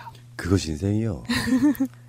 네. 회사 다닐 때도 보니까 저만 진로 고민을 하고 있는 줄 알았는데 그때 연구소 원장님 국회의원 출신이었는데 그분도 진로 고민을 그렇게 하고 계시더라고요. 그런 거 보고서 진로 고민도 평생 끝이 없고 그다음에 남편 걱정, 아기 걱정 끝이 없구나. 그게 없는 인생은 죽은 거죠. 왜 아무 근심 걱정 없는 낙원이 있다고 하면 재밌을 것 같으세요? 지루해 못 살아요. 왜 사랑하는 연인 사이 예를 들면 항상 좋아. 나중에 그게 만성이 되면 좋은 게 좋은 건지를 몰라요. 근데 잠깐 다퉜어. 근데 화해하는 과정 있잖아요. 마음이 쫙 풀릴 때 느끼는 그 찡함. 그게 반복되는 게 인생이에요. 그래서 안 좋은 일 있다고 좌절하거나 그러면 안 돼요. 그렇죠. 언젠가는 그 좌절 때문에 행복감을 더 느낄 수도 있으니까요. 네. 이야기 꺼낸 김에 그 얘기가 나와서 그런 건데 나도 어느 시점에는 내가 인생에서 이 사회에서 의미 있는 일을 할 수 있을까? 완전 포기한 시절이 있었거든요. 앞이 안 보였으니까. 근데 가장 중요한 게 뭔지 아세요? 마음을 놓지 않는 거예요. 놔버리는 거야. 쉽게 말하면 포기하는 거죠. 사람 관계도 그렇고. 근데 포기하지 않고 뭔가를 갖고 있으면 언젠가 기회는 항상 옵니다. 네. 봐요. 저기 우리 김성아 지부장도 10년이 넘는 기다림. 네, 포기하지 않고 끝까지 매달려 있습니다. 지금 코앞에 와 있잖아요. 네, 놓지 않겠습니다. 네, 보현님 오늘 그런 수많은 고민 중에서 오늘 갖고 오신 고민 어떤 건가요? 네, 오늘은 재판이랑 관련된 건데요. 이명박 전 대통령이라고 부르기도 뭐한 MB가 서울중앙지검에서 검사를 받을 때 저는 옆에서 서울지방법원에서 재판에 방청을 갔었습니다. MB의 아르곤을 마셨구나. 네, 좀 기자들이 엄청나게 많더라고요. 하루 종일 많이 계시던데 그런 분위기를 좀 보긴 봤어요. 재판이라는 거를 사실 사람들이 참석할 이유가 없잖아요. 근데 저는 이제 저희 회사랑 관련된 일 때문에 이제 방청을 갔다 왔는데 재판에서 제일 신기했던 것은 이제 그게 형사재판이었기 때문에 피의자가 어떤 처벌을 받게 되는 그런 재판이었어요. 근데 변호사를 2명이나 샀더라고요. 로펌에서 산 것 같고. 그러니까 그냥 할당받은 그런 변호사가 아닌 거예요. 그러면서 생각이 좀 많아졌는데 사실 그 피의자가 자신의 피의자, 자기가 변호하고 있는 피의자가 가해 사실이 있다는 걸 알고 있을 거예요. 이제 정황 증거가 있기 때문에. 그럼에도 불구하고 그 사람을 변호하는 그 변호사는 어떤 심정일까? 그것을 돈 받고 뭐 적어도 1,000만 원 이상이 든다고 하는데 그 돈을 받고 그런 일을 하면서 그런 일을 반복하면서 사실 그런 재판에서 승소하면서 유능하다는 그런 명예를 쌓아갈 텐데 그런 변호사들은 어떤 사람들일까 막 이런 혼란이 오는 거예요. 그러니까 가해 사실을 알고 있으면서도 그 사람을 변호하는 것이 어떨까요? 법이 왜 어떻게 어떤 과정을 거쳐서 만들어진지를 이해할 필요가 있어요. 내가 가해자로 지목된 가해자, 피의자, 범인, 용의자 뭐 이렇게 있잖아요. 전부 인권설이라고 아세요 혹시? 아니요. 인권은 하늘이 주는 거다. 귀하고 낮음의 차이가 없이 다 똑같은 거다 이런 개념. 이런 표현도 있죠. 죄는 미워하되 사람 미워하지 말라 이런 표현도 있죠. 그게 이해 안 되기도 해요. 가끔씩은 개뿔 같은 소리가 다 있어 하는데 법이 가장 중요한 건 있잖아요. 너 유죄. 재판장에 서기 전에 요즘에는 SNS나 이런 인터넷을 통해 가지고 대중이 먼저 재판을 하죠. 너 유죄. 근데 다투어볼 여지가 있는 경우가 많아요. 모든 죄는. 사람들이 모두 본 앞에 사람을 찔러 죽였다. 근데 같은 죄로 살인죄는 다 똑같은 것일까요? 왜 죽게 됐는데도 첨작이 돼요. 물론 사람 죽이는 건 잘못된 거지만 이 사람이 이건 도저히 인간으로서는 참을 수 없었던 인내의 한계에 부딪혀서 사람을 죽일 수도 있고 나쁜 의도로 돈을 뺏어가려고 죽일 수도 있고 굉장히 많은 여러 가지 것들이 얽혀 있잖아요. 변호사라고 하는 건 직업적으로 나쁜 사람이든 좋은 사람이든 예단 갖지 말고 이 사람이 법정에서 자기가 하고 싶은 말을 하지 못해서 억울함이 없도록 변호사를 통해서 자기 입장을 다 설명하는 거예요. 법은 그렇게 만들어진 거예요. 원래 사형 우리가 막 잔악무도한 사람들 보도에 나오잖아요. 당장은 그냥 쳐 죽여버리고 싶잖아. 저거 재판도 필요 없이 죽여야 된다 이렇게 표현하는 사람도 있잖아요. 이 사건과 예전에 인혁당 사건이라는 게 있었어요. 박정희 때. 판결이 내려지자마자 바로 죽여버려요. 수십 년이 지난 뒤에 재심했더니 그 사람 다 무죄였어요. 그렇게 하지 말라고 있는 거예요, 법이. 그러니까 그 사람들은 그 법을 아예 무시한 채로 그냥 사형시켜버리잖아요. 어떤 사람은 30년 동안 감옥에 갇혀 있었는데 나중에 30년 후에 진짜 범인이 밝혀지는 경우도 있어요. 그래서 100명이 피의자, 범인 이런 사람들이 있는데 그중에 한 명은 억울할 수 있어요. 100% 완벽한 건 없단 말이죠. 그래서 최대한 법으로 보호를 하면서 우리 입장에서 보호하는 게 못마땅하지만 보호를 하면서 가해자로 지목됐지만 사실은 그 상황에 놓여서 진짜 범인이 아니라면 이 사람은 피해자가 되는 거잖아요. 최대한 피해자가 나오는 걸 막게 하기 위한 장치예요. 그러니까 100% 명확해 보이는 사건의 구조라고 해도 그 사람을 변호하는 사람이 있다는 건 네가 범인이라고 해도 범인이 확실해 보이지만 법률적인 어떤 조언을 받아서 당신의 입장을 충분히 말을 하세요 이거예요. 그리고 이제 어떤 이런 건 형사사건에서 이야기지만 민사사건 같은 경우는 진짜로 다툼의 여지 같은 게 많아요. 바라보는 관점, 가치관에 따라서 이 사람 꼴로 볼 수 있고 이 사람 꼴로 볼 수 있고 이런 다툼들이 있잖아요.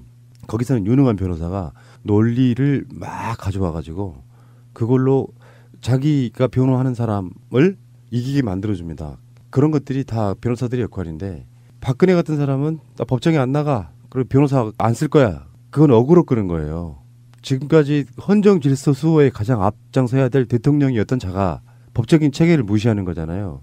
그러면 뭐가 아쉬워서가 아니라 법에 정해진 대로 국선 변호사가 들어가게 돼요. 국선 변호사들이 돈 주고 쓴 변호사들보다 더 열심히 할 가능성 사실 없어요. 일단 보수도 열악하고 상황들이 그렇지만 어떻게든지라도 잔악무도한 범인이라고 해도 속된 표현으로 변호사를 붙여줌으로써 변호사가 있음으로써 최대한 법에 있어서만큼은 평등해지자 이런 원리라고 생각하시면 되고요. 이 형사사건에서도 그게 좀 드러나죠. 능력 있는 변호사와 큰 노펌과 이런 것들이 있는데 그런 것들이 이제 너무 크게 차이가 나면 또 그런 얘기가 나오죠. 유전무죄, 무전유죄 이렇게 되는 거죠. 네, 근데 변호하는 사람들 보면은 내가 분명히 이 사람이 범법자인 걸 알면서도 변호를 하는 거잖아요.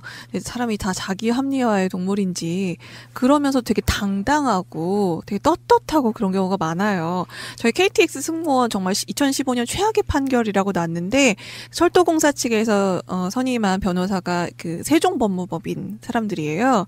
그러면서 KTX 승무원들 승소하고서는 정말 자기네들이 그걸 광고에다 이용을 하는 거예요. 저희는 저는 KTX 승무원 승소했습니다. 그래서 그 사진들 쫙 그 팔짱 끼면서 쫙 나열한 사진을 그 광고에다 쓰면서 너무 떳떳하게 그 양승태 대법원에서 정말 로비로 정치력으로 그렇게 승소를 어떻게 만들어냈으면서도 한 점 부끄러움을 모르시더라고요.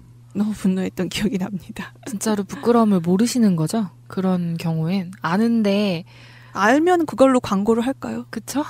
그쪽에선 근데 그게 먹히나 봐요. 그건 정말 양아치스러운 거죠. 네. 자기네 회사에 있었던 사람들이잖아요. 가장 약자들이잖아요. 그 사람들 입장에서 보면 심정적으로 안고 가지는 못할 망정 적과의 싸움에서 이긴 것처럼 전리품처럼 내세우는 건 그냥 양아치스러운 거죠. 이 시점에서 두 번째 질문. 이런 누군가 잘못을 항상 저지르게 되어 있는 것 같아요. 사람은 실수를 하니까. 근데 그 실수에 있어서 실수를 인정하고 사과하고 반성하는 계기, 그리고 다시는 그렇게 하지 않겠다는 어떤 사과나 다짐 같은 것을 자주자주 공표할 수 있잖아요. 사실 뭔가 잘못했을 때 미안하다. 내가 너가 이런 행동으로 기분이 나쁠 줄 몰랐어. 아니면 죄송합니다. 제가 그게 범죄인 줄 알면서도 그때 잠깐 미쳤었나 봐요. 이거는 제가 정말 잘못했고 그거에 따른 책임을 지고 앞으로 피해자한테도 평생 사죄하는 마음으로 살아가겠습니다. 이렇게 하는 게 왜 안 되는 건지 좀 모르겠는 거예요. 잘못을 저지른 걸 몰라서 못하는 건지 아는데도 그렇게 하고 싶지가 않은 건지. 왜냐면 재판장에 서 있는 그 가해자의 모습이 너무 낯설었거든요.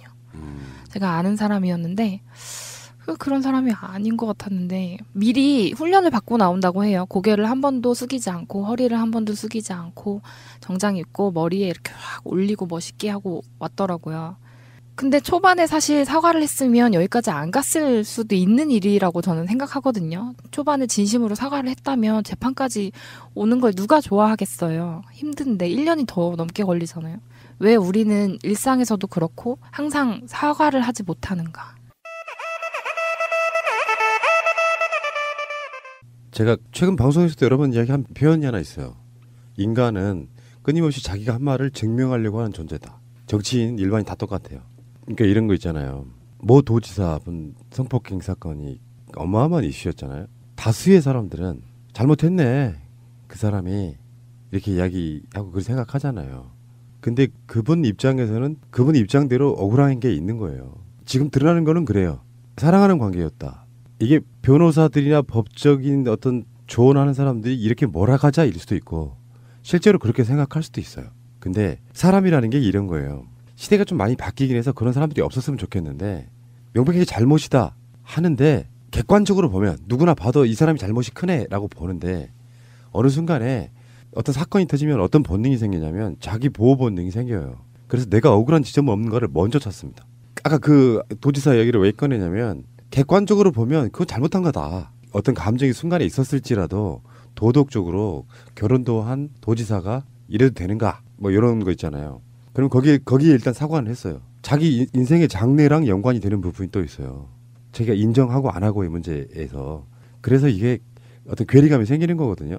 어떤 괴리감이냐면 본인을 보호하기 위한 장치로서 법을 이용하는, 난 그거 나쁘지 않다고 생각해요. 억울한 부분이 있으면 그렇게 되겠죠. 근데 이게 어떤 사건이라고 하는 것이 아까 제가 처음에 말씀드린 것처럼 내가 억울한 부분, 내가 할 말이 많은 부분이 없는가를 찾게 되기 시작하면 이게 이제 자기 합리화를 해서 그쪽이 과하게 부풀려지기 시작해요. 나 억울해. 객관적으로는 가해자인데 자기 주관적으로 억울해가 더 커져요. 그러면 자기 잘못이 작게 보이겠죠. 이 작은 잘못으로 내가 왜 사과를 해야 돼까지 머무르게 되는 거예요. 사람의 멘탈은 그런 식으로 발전하게 돼 있습니다. 그리고 뭐 여러 가지 이유가 있겠지만 사람과의 관계에서 사과하는 게 말처럼 쉽진 않아요. 내가 억울한 지점이 있을 땐 더 그래요. 가장 좋은 방법은 만약에 우리 김성아 지부장하고 사건이 생겼다고 쳐봐요. 그러면 가장 좋은 방법은 그 사람을 내가 버리지 않는 범위 내에서 관계는 계속 유지해야 되니까 내가 상대방한테 잘못한 거를 먼저 사과하고 순서가 그래요. 사과한다. 그렇지만 하나 더 뒤에 덧붙여서 그렇지만 이 부분은 내가 좀 억울한 부분이 있다. 이 부분에 대해서는 사과할 생각 없냐. 근데 상대방은 내가 잘못한 부분이 없다고 생각해요.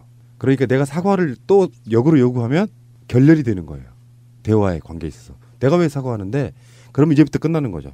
그 상황부터는 법으로 가는 거예요. 세상의 모든 분쟁이나 다툼은 일방적인 한쪽의 100% 잘못은 없습니다. 길거리 지나가는 전혀 모르는 여자를 밤에 칼로 찔러 죽였으면 그건 당연히 그 사람 자체의 잘못인 거죠. 100%. 근데 일상적인 보통의 다툼에 있어서는 100% 한쪽 일방의 잘못은 거의 없어요. 그러니까 내가 조금의 잘못이라도 있는 거를 인정하는 거 굉장히 중요하다고 보거든요. 근데 인간들이 그게 잘 안 돼요. 아까 말한 그런 여러 가지 이유로 잘못되지 않았다는 걸 증명하려고 하는 존재예요. 원래 그래요. 박근혜 지지자들이 그런 거 아니에요. 아무리 박근혜의 죄악이 드러나도 우리 대통령은 잘못하지 않았어라고 지금까지 자기들이 말해왔기 때문에 자기들이 말해왔던 거를 증명하려고 하는 거예요. 그러니까 막 태블릿 PC가 막 조작됐다는 등 여러 가지로 조작의 프레임으로 가져가려고 하지만 다수는 그걸 받아들이지 못하는 거죠. 억울한 일, 내가 잘못한 일의 어떤 크기를 점점 비교하다가 계산하다가 억울한 게 더 크게 만든 다음에 사과를 안 해도 되겠다 이 정도면 이렇게 이제 결심하는 과정에 대해서 좀 인상 깊게 들었는데 혹시 사과를 할 때 좀 나를 꺾는 듯한 느낌이 들어서 그런 것도 있을까요? 내 말을 부정하는 것이 다른 사람들한테 있어서 창피하다거나 이런 지점 때문에 내 말을 증명하려고 하는 건지, 그러니까 내 말을 왜 증명하는 인생을 살고 싶어지는 건지가 좀 잘 모르겠어요. 그러니까 말을 바꿀 수도 있는 거잖아요. 생각해봤을 때 이것이 잘못이라는 게 어느 순간 판단됐을 때 왜 그거를 항상 놓치게 되는지, 버리게 되고 기존에 했던, 과거에 했던 말을 지키는 쪽으로 작동하게 되는 건지 잘 모르겠어요. 그러니까 인간이란 존재가 그래요. 인간이란 존재가 기본적으로 자기 자신의 자존감으로 사는 거예요. 정반대인 사람도 뭐 일부는 있겠지만 대개 다수는 내가 가장 소중하고 나에 대한 존재가 가장 중요한 사람들이에요. 근데 내가 상대방한테 피해를 끼쳤을 때 내가 피해를 끼쳤다는 생각보다는 그게 그럴 수밖에 없었어를 먼저 생각하면서 빠져나갈 생각을 하게 되니까 이게 엇박자가 나는 거거든요. 그래서 최대한 어떤 문제가 발생했을 때 상황을 객관적으로 보는 시각이 필요해요. 그래서 객관적으로 보려면 중요한 부분 중에 하나가 내가 반대편의 입장일 경우를 좀 생각해 볼 필요가 있죠. 아, 그러면 이거 좀 분노스럽겠다. 그러면 내가 좀 억울한 지점이 조금 있긴 하지만 전체적으로 보면 내가 크게 잘못했네 라고 인식하기까지 시간이 좀 걸리는 사람이 있고, 아, 이건 내가 정말 잘못한 거 맞구나 라고 생각하는 사람도 있고요. 그건 사람에 따라서 약간 조금씩 차이가 좀 있다고 보는데, 원래 인간 자체는 존재의 가치, 이게 굉장히 중요한 거죠, 인간들한테는. 그래서 인간이 철학을 하고 사고를 하는 거예요. 근데 그게 잘못 쓰이는 거죠. 내 말이 항상 옳고 내가 말하는 게 항상 진리고 그런 사람들이 너무 많아서 상대방의 마음을 이해하고 이런 걸 노력하면 나는 사람들도 분명히 있겠지만 아직 많이 부족한 것 같고 많이 부딪히는 것 같아요. 네. 네. 해결하는 방법이 참 쉽지는 않네요. 맞아요. 가장 어려워요, 이게. 네. 그런 문제 때문에 이혼도 하고 살고요. 그런 문제 때문에 계속 재판이 열리고요. 그런 문제 때문에 똑같은 사건이 계속 일어나고요. 이 지점에서 또 세 번째 질문입니다. 그런 재판에서 재판을 받는 그 가해자가 우리 조직에 소속된 사람일 수 있잖아요. 내 가족일 수도 있고 내 친구일 수도 있잖아요. 근데 저도 가해자를 아는 사람이었는데 그 지점에서 좀 생각할 게 많았어요. 그러니까 우리가 지금 자갈자갈에서 주로 다뤘던 내용, 이제 광농사님이랑 얘기했던 내용도 이제 직장 내에서의 갈등을 조정하는 얘기였잖아요. 근데 그게 아니라 우리 조직 내 사람이 바깥에서 사고를 치고 온 경우예요. 그러니까 뭐 성폭력을 했을 수도 있고 뭘 훔쳤을 수도 있죠. 그리고 누굴 지나가는 누구와 싸움이 나서 때렸을지도 몰라요. 근데 이런 다양한 사건 사고를 발생시킨 범죄자인 경우 우리 조직은 그 사람을 어떻게 대우하는 것이 좋을까요? 1번 퇴사 제명 처리, 2번 징계, 뭐 감봉이라든지 뭐 휴직이라든지 면직, 3번 보호. 이 사람이 죄를 잘못한 건 맞으니까 죄를 인정하고 감옥 갔다 올 동안 기다렸다가 갔다 오면 다시 받아준다. 어떤 또 다른 방법 뭔가가 있을까요? 사건의 경중에 따라 다를 수 있죠. 그러니까 그게 1, 2, 3번 중에 골라라 그러면 폭력인 거예요. 일반 사회의 분쟁에 있어서도 딱 예를 들기 좋네. 안희정 지사 사건이에요. 사건 나자마자 민주당에서 출당시키고 제명했잖아요. 그렇죠. 그것도 이제 조직 내부 갈등이라고 보긴 거예요. 어려웠죠. 어떤 경중에 따라서 그런 건데 일반 사회생활은요. 만약에 그런 문제가 있어가지고 어떤 그게 발생했을 때 아까 그 두 번째 질문하고 좀 연관이 되는 건데 내가 명백히 잘못했다고 느끼는 사람은 그런 조치에 대해서 화내지 않아요. 내가 조직에 해를 끼쳐서 미안하다고 하죠. 그런 감성들이 부족한 사람들은 예를 들어서 내가 회사에서 뭐 조직에서 잘릴 정도냐라고 항변하기 시작하고 이쪽에서는 자르는 걸 강행하고 그렇게 되면 감정이 섞여서 나중에 또 그걸로 다툼이 시작되고. 근데 그냥 우리가 이해할 수준의 어떤 잘못이었을 경우에 운동이나 사회단체 같은 경우는 또 이런 것도 있어요. 기본적인 그 서로 간의 관계가 동지잖아요. 굉장히 미미해 보이는, 그건 뭐 보는 사람에 따라 다를 수도 있죠. 본인은 미미하다고 느끼는데 사람들은 크게 생각하거나, 본인은 정말 조그만 일인데 엄청나게 죄책감을 느끼는 사람이거나, 그건 사람마다 개개인의 차이가 있으니까. 근데 받아들인 사람이 굉장히 미미하다고 느끼는 사건인데 확 잘라버려. 그러면 이제 그게 반발이 또 나오고, 이런 과정들을 거친다는 게 그래서 어려운 부분이긴 한데, 그걸 합리적으로 잘 판단하는 건요, 나는 이렇게 생각해요. 죄를 진 사람이 어떤 사람이든 간에 본인이 소명할 기회를 줘야 돼요. 외부에서 무슨 사고가 났는데 내가 들은 말로만 그 사람을 재단하면 안 된다는 뜻이에요. 보통의 정상적인 조직 같으면 그 사람을 어떤 식으로든지 징계위원회건 뭐건 출석을 시켜가지고 일단 이야기를 들어보는 게 중요합니다. 판단은 상식선에서 하면 돼요. 그게 본인은 크게 못 느낄지라도 이게 회사의 이미지에 엄청난 타격을 줄 수 있거나 이런 부분들에 대해서 일단 소명을 다 하게 한 다음에 이러이러한 이유로 객관적으로 봤을 때 당신은 퇴사하는 게 맞겠죠? 라고 이야기를 통보해 주는 게 가장 후유증이 덜 남는 거예요. 근데 그런 절차를 전혀 거치지 않고 바로 잘라버리는 건 굉장히 위험한 거예요. 조직이라고 하는 게. 앙심을 품고 이제 다른 식의 또 다른 전쟁이 시작되는 거예요. 결국은 조직 내에서도 또 태도 문제이네요. 어떤 식으로 그 사람한테 대하는가. 그건 다른 문제니까요, 또. 아무리 흉악범이라도 변호사가 있는 것처럼 법적인 문제는 아니니까 최소한 소명의 기회는 주는 게 맞아요. 자기 양심 있으면 안 나오는 경우도 있죠, 그 자리에. 잘라도 할 말 없다 이런 경우 있지만 억울함을 항변하는 사람한테 무조건 기회를 주세요. 그래야 후유증이 가장 적습니다. 생각도 사실 못했어요. 그 사람한테 직접 들어야 되는 게 굉장히 당연한 일임에도 불구하고 이제 사실 그런 사건이 발생했다, 그 사람이 했다고 한다, 경찰이 뭐 이런 식으로 얘기를 듣는 순간 그 사람을 안 보고 싶어지고 좀 이런 마음이 좀 있었던 것 같네요. 100% 유죄, 죄질이 나쁘더라도 뭔가 처리함에 있어서는 상대방한테 소명의 기회는 주고 소명하지 않겠다고 하면 끝나는 거고요. 뭐 이렇게 되는 거죠. 그건 사람 관계의 문제예요. 사람 관계의 문제에서 사람을 대할 때 그런 식으로 끝마무리를 잘하는 게 굉장히 중요해요. 굉장히 중요해요. 네. 오늘 가져온 고민에 그래도 푸나님께서 많이 잘 해결해 주셔서 보현님 표정이 살짝 핀 게 보여요.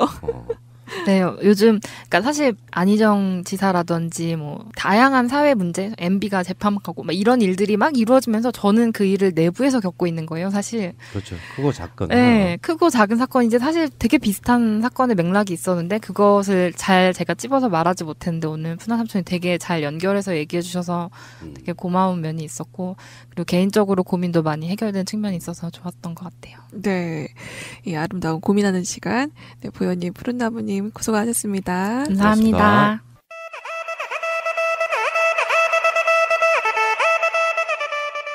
칼로 베인 상처는 시간이 지나면 아물게 되죠. 근데 마음의 상처는 오랜 시간이 지나도록 언제나 그날처럼 생생하게 고통스럽습니다. 생각날 때마다 화가 나고 잠 못 자는 분노가 다시 생기죠. 이건 내 스스로 아물어가는 상처를 계속해서 칼로 베는 거나 마찬가지 행동이라고 합니다. 상처받은 일들 최대한 다시 생각나지 않도록 좋은 기억으로 덮어버리는 게 제일 아닐까 싶은데요. 오늘도 그런 좋은 기억 쌓아가기 위해서 주위 사람들에게 칭찬하는 것으로 시작해보는 건 어떨까요? 그 사람이 짓는 미소가 나에게 돌아올 테니까요. 오늘 자갈자갈 마칩니다. 우리는 다음 주에 만나요. 트위터가 진짜 언론입니다. 열받은 것 중에 하나가 이런 거예요. 욕 좀 하셔도 돼요. 이런 에피에는. 지금 그랬잖아요. 이명박이 검찰청 나갈 때 자유한국당이 그랬어요. 박근혜와 이명박을 비교해서 보도하는 언론들 향해서 한 말이죠.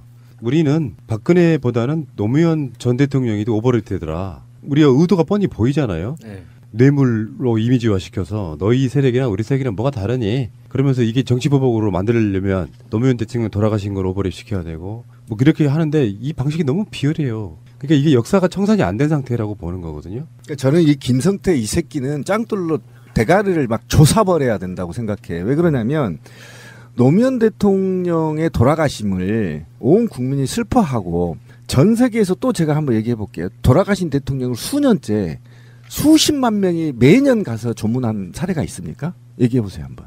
없습니다.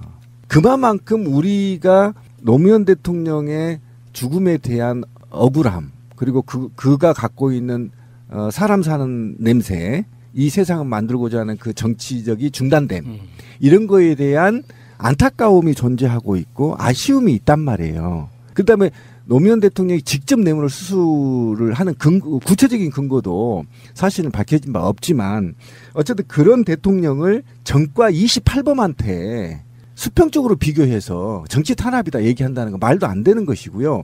분명히 말씀드리지만 민정수석 조국 교수가 단 한 번도 전화 한 통 안 했다는 거 아닙니까? 전혀 지금 검찰을 컨트롤하고 있지 않다는 거 아닙니까? 이거는 자유한국당도 인정하는 거 아닙니까? 그런데 스스로 지금 검찰이 하고 있어. 자기들이 살아남기 위해서 하고 있는 거거든요. 제도로서의 민주주의가 흔들리고 구타는 일은 이제 없습니다. 민주주의가 밥이고 밥이 민주주의가 되어야 합니다. 너무 다른 우리하고 너무 다른 세상에 살고 있기 때문에 뭐라고 욕을 한들 이것들한테 먹힐까 싶어서 제 입을 더럽히기 싫은 생각이 들어요. 이것들은 명예라는 개념 자체가 없는 거예요. 그렇죠. 홍준표 이 사람은 처음에 검사를 시작한 그 계기 자체가 아버지 당하는 거 보고 그 복수심에 시작한 사람이잖아요. 그리고 김성태는 그 노조 사무국장 하다가 이 자기 공명심에 그 정치 시작해가지고 지금 이 자리까지 왔는데. 죄송한데 앞에 한국노총이라고 얘기해 주시죠. 예, 한국노총. 예, 한국노총 사무국장 하다가 어용노총. 지금까지 왔는데. 그렇죠. 김성태가 그 한국노총 사무국장으로 했을 예. 때는 완벽한 진짜 어용이었죠. 예, 오리지널. 지금은 아니지만. 근데 그런 사람들이 과연 노무현 대통령이 느꼈을 그 절망감과 그 수치심, 그 명예를 아는 사람만이 느낄 수 있는 그 수치심 있잖아요. 그거에 대해서 이 사람들은 전혀 알 수가 없는 사람들이거든요. 그런 개념 자체가 처음부터 없는 사람들이기 때문에 이게 부끄러움이라는 걸 아는 인간들이 이 홍준표 같은 그 개 같은 소리를 하겠어요? 김성태는 저는 머릿속에 든 게 푸딩이라고 생각해요. 그는 뭐 된장도 아니야. 주름이 없어? 네, 주름이 없어. 그러니까 탱글탱글한 진짜 탱탱한 이게 푸딩 상태였기 때문에 이런 소리를 하는 거예요. 지 생각으로 하는 말이 한마디도 없어. 홍준표가 저 새끼 개새끼야 하면 옆에서 맞아 하는 그 정도 지금 급으로 하고 있단 말이에요. 그러니까 이것들은 그냥 답이 없어요. 이번 선거로 확실히 정리를 해주는 거 말고는. 진짜 중요한 거는 아까 제가 좀 전에 청산이란 말을 썼는데요. 뭐냐면 홍준표가 대선 때도 노무현 대통령 뇌물 뭐 이렇게 얘기했잖아요. 네. 그리고 저쪽 세력들한테는 노무현 대통령이 뇌물 받은 거를 기정사실화시켰는데 그렇죠. 이건 고소고발을 해가지고 확실하게 법적인 걸 받아내야 돼요. 물론 이제 대상자인 분이 돌아가셨기 때문에 수사를 못한 부분도 있지만, 그러니까 검찰 쪽의 어떤 여러 가지 증언들을 보면 노무현 대통령에 관련한 뇌물이라는 대가성을 전혀 입증하지 못했거든요. 못했죠. 이거 법률적인 용어 쓰는 거고, 검찰이 봤을 때는 뇌물로 이명박 이 사주에 의해서 노무현 대통령을 뭐 국세청이나 뭐네 다 털어대면서 조사했지만 노무현 대통령이 박연차 등에게 대가로 해준 게 없단 말이죠. 맞아요. 그러니까 뇌물주의 성립되는 법을 왜 대가성으로 만들어 놨냐면 사인 간의 관계에서 진짜 우정, 사랑, 믿음, 동지적 관계로 아무 대가 바라지 않고 정치적 후원할 수 있어요. 네. 그 관계인 게 사실상 명확하게 드러난 부분이란 말이죠. 그래서 그런 것인지 사실 뻔히 알면서도 뇌물로 엮기 위해서 그렇게 온갖 짓거리 하다가 안 되니까 진짜 무슨 뭐 시계를 논두렁에 버렸다라든지 이런 식으로 해서 인격적인 모욕을 준 상태에서 돌아가시게 했잖아요. 그러면 그렇죠. 그 세력 전체가 우리들한테 미안해해야 되는 건데 반성해야죠. 이명박을 실드치기 위해서 노무현 대통령하고 똑같은 뇌물 받았네 이렇게 계속 이야기를 하는데 이게 고소고발이 들어가서 법적인 처분이 안 나오니까 말을 함부로 쉽게 하는 거예요. 아니 그렇게 해도 안 된다는 겁니다. 절대 그렇게 하면 안 되는 게 뭐냐면요. 온갖 사건이 터지면 노무현 전 대통령을 끌고 늘어지거든요. 이거는 금단의 영역을 넘어버린 거예요. 정치 영역이 아니에요. 폐륜 영역이거든요. 서적도 받을 수 있으면 좋겠다. 옛날에 북한이요 남한의 책 제공에 대해서는 한글 서적은 거부하고 영어 등 외국 서적만 받겠다고 하는 경우가 많았대요. 근데 이번에는 한글로 된 과학, 문학 이런 서적을 지원해 줄 수 없냐 이렇게 물어봤다는 거예요. 어마어마한 변화 중에 하나인 거죠. 네.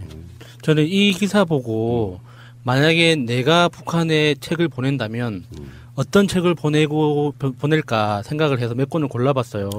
훌륭하시네요. 그러니까 우리나라 이제 사실 이공계 분야, 과학계 분야 이 책은 좀 부족합니다. 사실 대부분이 번역 서적들이고 저작 활동, 그러니까 저작 활동에 대해서 지원 프로그램이 지원 제도가 거의 없어요. 그렇죠. 그래서 이 이공계 출신 과학자들 중에 글쓰기 능력이 되는 분들이 굉장히 드물거든요.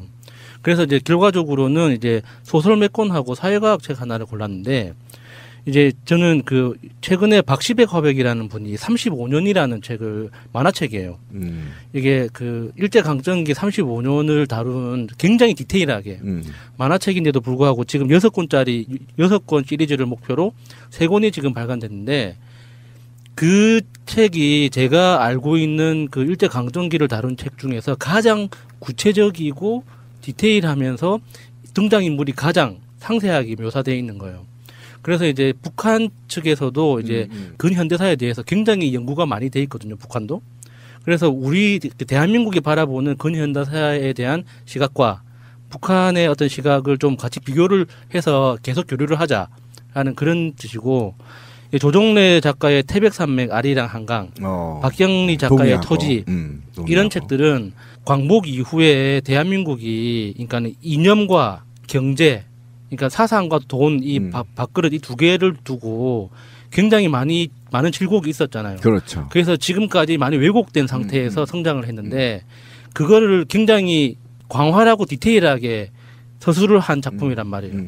그래서 북한이 만약에 태백산맥을 비롯한 토지 같은 작품을 깊이 있게 읽을 수 있으면 우리를 잘 이해할 수 있을 거라고 봐요. 우리가 자본주의에 물들어가면서 많이 북한하고 정말 많이 달라졌잖아요. 그렇죠. 공통점이 훨씬 많긴 하지만 그 차이라는 게 너무 크거든요, 지금. 그래서 서로를 이해할 수 있는 계기가 되지 않을까. 그리고 마지막으로 이제 최근에 이완배 기자가 그 한국재벌 흑역사라는 책을 내놨거든요. 이제 이게 경제성장이라는 거를 핑계로 돈을 이렇게 함부로 내버려 두면 이런 부작용이 생긴다는 걸 이제 미리 알 필요가 있는 거죠, 북한도. 이제 앞으로 북한도 그 개방하고 성장을 시작할 텐데 이게 우리 겉에서 보기에는 멀리서 보면 대한민국이 효율이 좋아 보이잖아요. 뭐 상강의 기적 이렇게 해가지고 뭐 고속 성장을 했다고 하지만 그 고속 성장 이면에 이런 문제들이 있었고 그 재벌들 때문에 지금 대한민국이 겪고 있는 아픔들이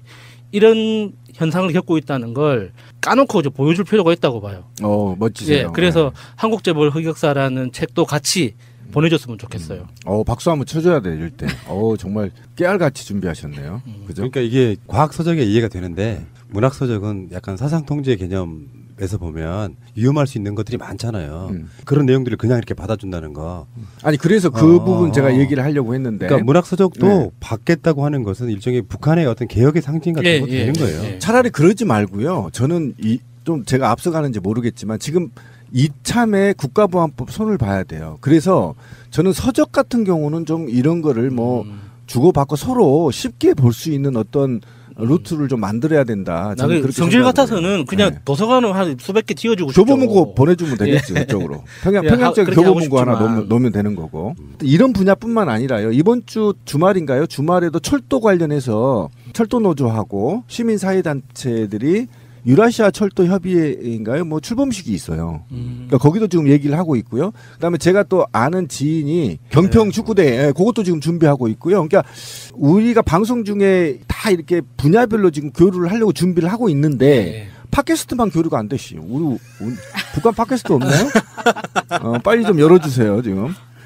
팟캐스트 교류 뭐 협의 하나 만들어야 되는 거기 있어야지 교류를 하죠. 거기 만들어야지 빨리. 북한에도 스마트폰 500만 대가 넘는데요. 이동되는 게. 우리가 찾아보죠 뭐. 북한에는 팟캐스트가 없을까 비슷한 거. 팟빵 깔았겠네. 아니요, 내가 봤을 때는 김정은 위원장은 팟캐스트를 팟빵을 통해서 듣고 있습니다. 듣고 있을 것 같아요. 김정은 맥북 쓰거든요. 그래서 제가 봤을 때는 좋아요 하트도 누르고 계십니다. 네, 알겠고요. 흥분된다, 그죠? 이게 남북 관계가 탄탄해지려면 민간 교류가 완벽하게 활성화돼야 돼요. 네. 그래야 쉽게 안 무너지는 거거든요. 정부에 의해서만 남북 교류가 되고 남북 정상회담 한다고 그래서 좋은 효과가 가시로 나오는 건 아니고. 그러니까 제가 염려한 건 제가 자꾸 이제 꼭 알아야 할 어제의 뉴스. 518명을 뽑았던 2013년 강원랜드 채용 전형에선 합격자의 무려 95%인 493명이 부정 청탁을 했습니다. 강원랜드 측은 이 가운데 단순히 청탁만 한 267명 말고 점수 조작 사실이 검찰 조사에서 확인된 226명을 면직 처리하기로 했습니다. 산업통상자원부는 2013년 채용 외에 2000년부터 2008년 사이에도 채용 비리가 있었다는 의혹이 있어 전면 재조사를 벌인다고 밝혔습니다. 입사한 사람들 중에 유명인 친인척 관계에 있는 그런 사람들이 일부 있어요. 그런 부분들 중에 특혜 채용의 가능성이 있는지 없는지. 채용비리 피해자에 대한 구제 조치도 시작됐습니다. 최종 합격 대상인데도 면접 점수 조작으로 탈락한 4명이 우선 대상입니다. 하지만 다른 탈락자들은 평가 자료 등 근거가 부족해 구제가 쉽지 않은 상황입니다. 강원랜드 노조는 대통령의 면직 지시가 법적 절차를 무시했다며 철회를 촉구하고 나섰습니다. 면직이 결정된 부정 채용 입사자들도 변호사에게 자문받고 소송할 움직임을 보이고 있습니다.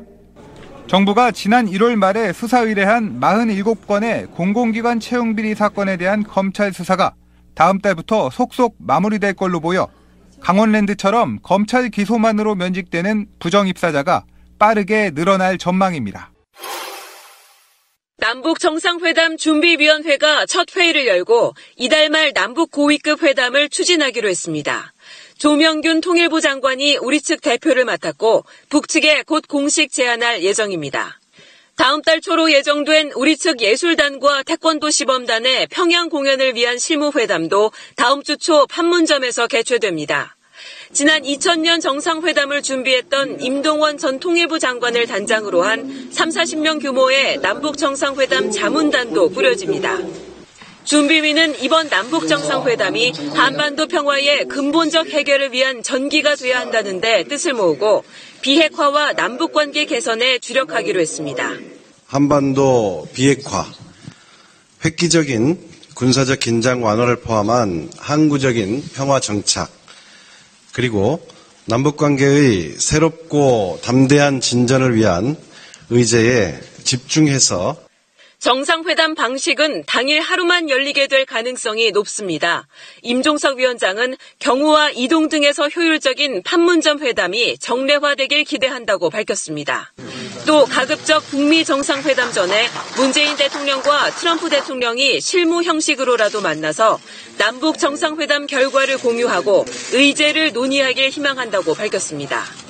청와대 고위 관계자는 현재 대북 제재 국면에선 경제와 교류 문제는 다루기 어렵지만 앞으로 남북과 북미 회담 진행 경과에 따라 자연스럽게 논의가 이루어질 거라고 말했습니다. 정봉주 전 의원이 새롭게 확보했다며 공개한 사진입니다. 성추행이 있었다고 지목된 2011년 12월 23일 찍힌 사진 중에 하나입니다. 해당 호텔에 가지 않았다는 일종의 알리바이 입증용입니다. 정 전 의원 측은 이 사진을 비롯해 사건 당일 5분에서 10분 간격으로 자신의 행적이 기록된 사진 780여 장을 확보했다면서 검찰에도 증거로 제출할 것이라고 밝혔습니다. 고소를 당한 인터넷 매체 프레시아는 오늘 검찰에 정 전 의원을 맞고소했습니다. 자유한국당이 그동안 언급해온 군권형 개헌안의 얼개를 밝혔습니다. 눈길을 끄는 건 국무총리 임명권을 사실상 국회에서 행사토록 한다는 내용입니다. 선거구제 개편 등도 개헌안과 연계하겠다며 야당 공조를 강화하겠다는 뜻도 밝혔습니다. 하지만 내용보다 눈길을 끄는 건 시기입니다. 한국당은 이 안을 바탕으로 여야 합의안을 만들어 6월 국회에서 발의하자고 주장했습니다. 청와대가 제안한 6.13 지방선거 개헌 투표 동시 실시를 사실상 거부해버린 겁니다. 6.13 지방선거 동시 헌법 개정 국민투표 이 발의는 물리적으로 불가능할 겁니다. 더불어민주당은 당장 시간 끌기라며 한국당은 구체적 개헌안 제시부터 서두르라고 촉구했습니다. 헌법상 보장되어 있는 대통령의 개헌 발의를 막기 위한 전형적인 꼼수입니다. 청와대는 내용을 비판했습니다. 한 관계자는 총리 선출권을 국회가 갖는 건 사실상 내각제라며 삼권 분립의 위배라고 주장했습니다. 방송 중간에 좋아요를 눌러주시면 새날팀들에게 큰 힘이 됩니다. 미리 감사합니다. 패는 영역입니다. 그런데 제가 이렇게 말을 하는 이유가 뭐냐면 수사 받으러 이제 가는 날 아침에 이명박이 TV를 제가 12시까지 분석을 했어요. 왜 분석했는지는 다 아시겠죠, 여러분들. 어떻게 언론이 나오는지. 저는 정말 있잖아요. 김성태나 홍준표한테 정말 이런 얘기를 하고 싶어요. 만약에요. MB 시절에 또 누군가가 이렇게 대통령이 구속이 됐었다고 한다면 그때 한번 해봅시다. 노무현 정부, 노무현 대통령. 헬기 띄우고 하루 종일 24시간 분석했죠. 앵커들이 나와서. 했던 말 또 하고 또 하면 계속 반복했죠. 그런데 이번에 SBS, KBS, MBC 모두 다 15분을 넘지 않았습니다. 들어가고 나서. 바로 일상 방송으로 돌아갔단 말입니다. 그런데 이게 정말 있잖아요. 제가 화가 난 건 뭐냐면 그러면 국민들이 지금 이 MB의 범죄 의혹에 대해서 어떤 의혹이 있다는 게 총체적으로 있는 거잖아요. 21개가. 그러면 이거를 분석을 해줘야 됩니다. 제가 무슨 얘기 하려는 게 알겠죠. 분석을 안 하고 드라마로 돌아가 버린다는 겁니다. 그리고 네이버나 다음에서도 지금 이렇게 의혹을 제기할 수밖에 없는 게 랭킹 순위에 들어가서 댓글 많은 뉴스나 많이 본 뉴스를 찾아보면 이명박 소식이 있어요. 예. 근데 초기 화면에는 없죠. 이명박 뉴스가 없어. 이거 전반적으로 이런 전반적인 측면에서 본다면 지금도 저는 이 적폐 세력들이 지금 완고한 국민들의 개혁의 의지에 지금 방해를 하고 있다라는 거 이게 받아들이고 있거든요. 그런데도 불구하고 과거에 억울하게 돌아가신 분을 또 끄집어내서 지금은 또 끄집어내서 이거를 범죄 21개가 넘는 범죄 행위 온 가족이 다 개새끼만 빼고 관여돼 있는 걸로 추정되는 지금 확인되는 그 가족 범죄 가족들을 보호할 요량으로 훌륭한 대통령을 음해하고 또 모략을 해요. 저는 이거는 홍준표는 절대 제대로 죽지 못한다. 개새끼가 개소리를 하는 걸 뭐라고 할 수는 없는데 그 개소리를 듣고 비판하지 않는 언론이 다시 언론 이야기를 할 수밖에 없는 거죠. 그렇죠. 굉장히 언론도 지금 문제가 크다. 아직 멀었다. 네. 국정원장한테 국정원 특수활동비를 받아서 국정원장 자리 유지해주고. 그렇지. 이팔성한테 뇌물 받아가지고 은행 지주회장을 꽂아주고. 다 대가성이 있어요. 그럼 물어봐야 돼요. 홍준표한테. 노무현 대통령이 박연차한테 뭘 해줬냐고. 무식한 새끼. 아니면 정말 알고 있으면서도 계속 이렇게 너희들도 나빠. 그래서 물타기 하는 것이 아닌지 한번 돌아볼 때라고 생각이 들고요. 이거를 그냥 무시로 해야 되는 거를 저는 사자 명예훼손으로 걸어야 된다고 봐요. 걸고요. 그리고 우리가 분명히 알아야 될 게 이건 정치가 아닙니다. 범죄 행위예요. 분명히 말씀드리면 이건 정치 영역을 넘어버렸다고 제가 얘기했잖아요. 이건 폐륜 영역이기 때문에 반드시 사회적 책임과 법률적 책임을 받아야 됩니다. 나쁜 새끼들. 그리고 또 형님은 잘못 말씀하셨어. 이명박은요. 뭐 이제 지금까지는 이제 언론들이 죄목이 몇 개다 이렇게 하잖아요. 대략 한 20개쯤 되나 봐. 이명박이. 그러면 전과 34범이 되는 거지. 아까 24범이라 그랬지. 이런 원천적으로 제일 나쁜 범죄자, 자범 수준의 범죄자가 있고요. 다시 말씀드려요. 박연차한테 어떤 대가를 줬는지 홍준표 네 주둥아리로 가져와봐. 안 그러면 라고 이빨을 조사버리겠어. 어쨌든 이번 개헌 때 있잖아요. 우리 건의 하나 합시다 진짜. 논두덕 시계 찾는 형벌을 하나 넣어야 돼. 그래서 이 새끼들 있잖아. 죽을 때까지 논두덕에서 시계 찾으라고 범죄. 전국의 논두덕. 예, 전국의 논두덕을 다 헤매라고 해야 돼, 새끼들. 지들이 맞아야 없던 시계 만들어서 국정원이 만들어서 흘려서 언론이 받아 써서 사회적으로 타살시켜놓고 어디 아직도 그 썩은 입에서 노무현 이름이 나와요? 아주 나쁜 질적으로 나쁜 새끼들입니다. 이게 정치행위 아닙니다. 분명히 말씀드리지만 우리가 자유한국당의 이 부역자와 범죄자들을 보면서 깨달아야 되는 부분, 이 상황을 보고 우리가 어떠한 가치를 둘 것인가를 좀 봐야 돼요. 생각을 해야 되는 게 대한민국이라는 나라가 지난 9년간 범죄단체에 의해서 완벽하게 통제됐던 나라예요. 맞아요. 표현 좋습니다. 그러니까 범죄단체들이 대한민국을 지배했던 나라이고 김성태, 홍준표 이런 사람들 다 범죄단체 조직원들이에요. 그리고 그 범죄를 지금 옹호하고 있고 우리가 방어하고 있죠. 우리가 대한민국이라는 나라를 내가 살고 있는 나라, 내 후손들이 살아갈 나라를 이런 저열한 범죄단체들한테 헌납한 그런 역사가 있는 겁니다. 저는 안 찍었지만 그렇다고 하더라도 저도 헌납한 거예요. 이런 범죄단체한테 9년 동안 대한민국이란 나라를 쪽쪽 빨아먹을 수 있게 도와준 게 우리입니다. 맞습니다. 여기서 교훈을 받고 앞으로 10년, 20년, 100년, 200년 동안 다시는 이런 범죄자들이 대한민국의 국정에 개입할 수 없는 시스템을 만드는 게 우리의 교훈이라고 생각을 해요. 남북 정상회담만 이루어지고 있는 건 아니죠. 이 과정에서 여러 가지 교류들이 지금 알게 모르게 시작되고 있는데 최근에 이제 김홍걸 민화협 상임부장이 지금 밝힌 것 중에 하나가 북한 쪽에서요. 우리 측 인사를 만나서 책을 지원받을 수 있는지 물어봤다는 거예요. 그래서 무슨 책이냐 이렇게 물어보니까 주로 우리말로 된 과학 분야 서적이며 문학 빗나가는 것 같은데 죄송해서 이번에 꼭 그 노무현 정부 시절에 저희 공무원 노조도 평양에 갔었거든요. 그래서 김정은 위원장 테이블에 앉아서 차도 마셨어요. 그런데 이게 다른 정권이 넘어가면요 죄가 될 수 있어요. 저는 이게 염려돼서 저는 제도적으로 좀 보완을 미리 해야 된다. 미리미리 해야지. 그래서 내가 정세균 의장지 또 내가 한마디 하겠는데 지금 국회는 있잖아요. 거의 이제 휴업 상태 아닙니까? 그러면 지금 대통령은 지금 뭐 미친 듯이 남북관계 개선을 위해서 지금 동북아 평화를 위해서 노력하고 있는데 국회는 지금 뭐 하고 있냐? 거기에 맞는 법들을 빨리빨리 통과시켜주고 이런 제가 염려스러워서 움찔거리는 것들 이런 것들이 없도록 빨리 만들어주는 게 바로 국회의 할 일이란 말이에요. 그래서 국회가 지금 정의장이 좀 나서면 좋겠다. 제발 좀 저희 계속 지금 여러 번 지금 촉구를 하는데 그래서 그것만 풀려준다면 민간교류 아까 권 PD가 얘기한 대로 지금 축구부터요 배드민턴 뭐 이명박 좋아하는 테니스대 뭐 이거 많이 있거든요. 빨리 좀 교류가 될 수 있도록 법률적으로 좀 제정을 해야 된다. 맞습니다. 곽승훈 노무사의 노동 이야기. 네, 곽승훈의 노동 이야기. 노무사님 안녕하세요. 예, 안녕하십니까. 네, 지난주에는요 직장 내 성희롱 그것이 어떤 것이고 유형을 좀 알아봤는데요. 정말 이런 것도 성희롱이다. 사실 정말 너무 당연한 것도 있고요. 결국에는 상대방이 싫어하는 건 하지 맙시다라는 거의 유치원에서 배우는 진리로 결론이 나는 것 같았는데요. 네. 오늘은 그런 직장 내 성희롱 예방하는 방법 그리고 발생했을 경우 어떻게 해야 되는지 상황이 발생하고 나서의 어떤 대처법에 대해서 노무사님과 이야기 나누도록 하겠습니다. 네, 일단 그 직장 내 성희롱, 일단 법률에서 금지하고 있는 행위고요. 또 이제 노동자의 노동 환경을 악화시키고 이게 심할 때는 피해 노동자가 어쩔 수 없이 직장을 그만두게 하고 그 과정에서 심각한 정신적, 신체적 그리고 경제적 피해를 발생시키기도 하는 행위예요.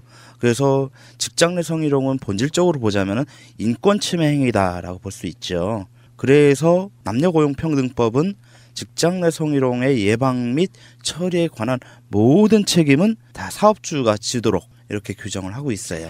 네, 이런 성희롱 문제 결국에는 피해자만 더 큰 피해를 보는 경우가 비일비재한데요.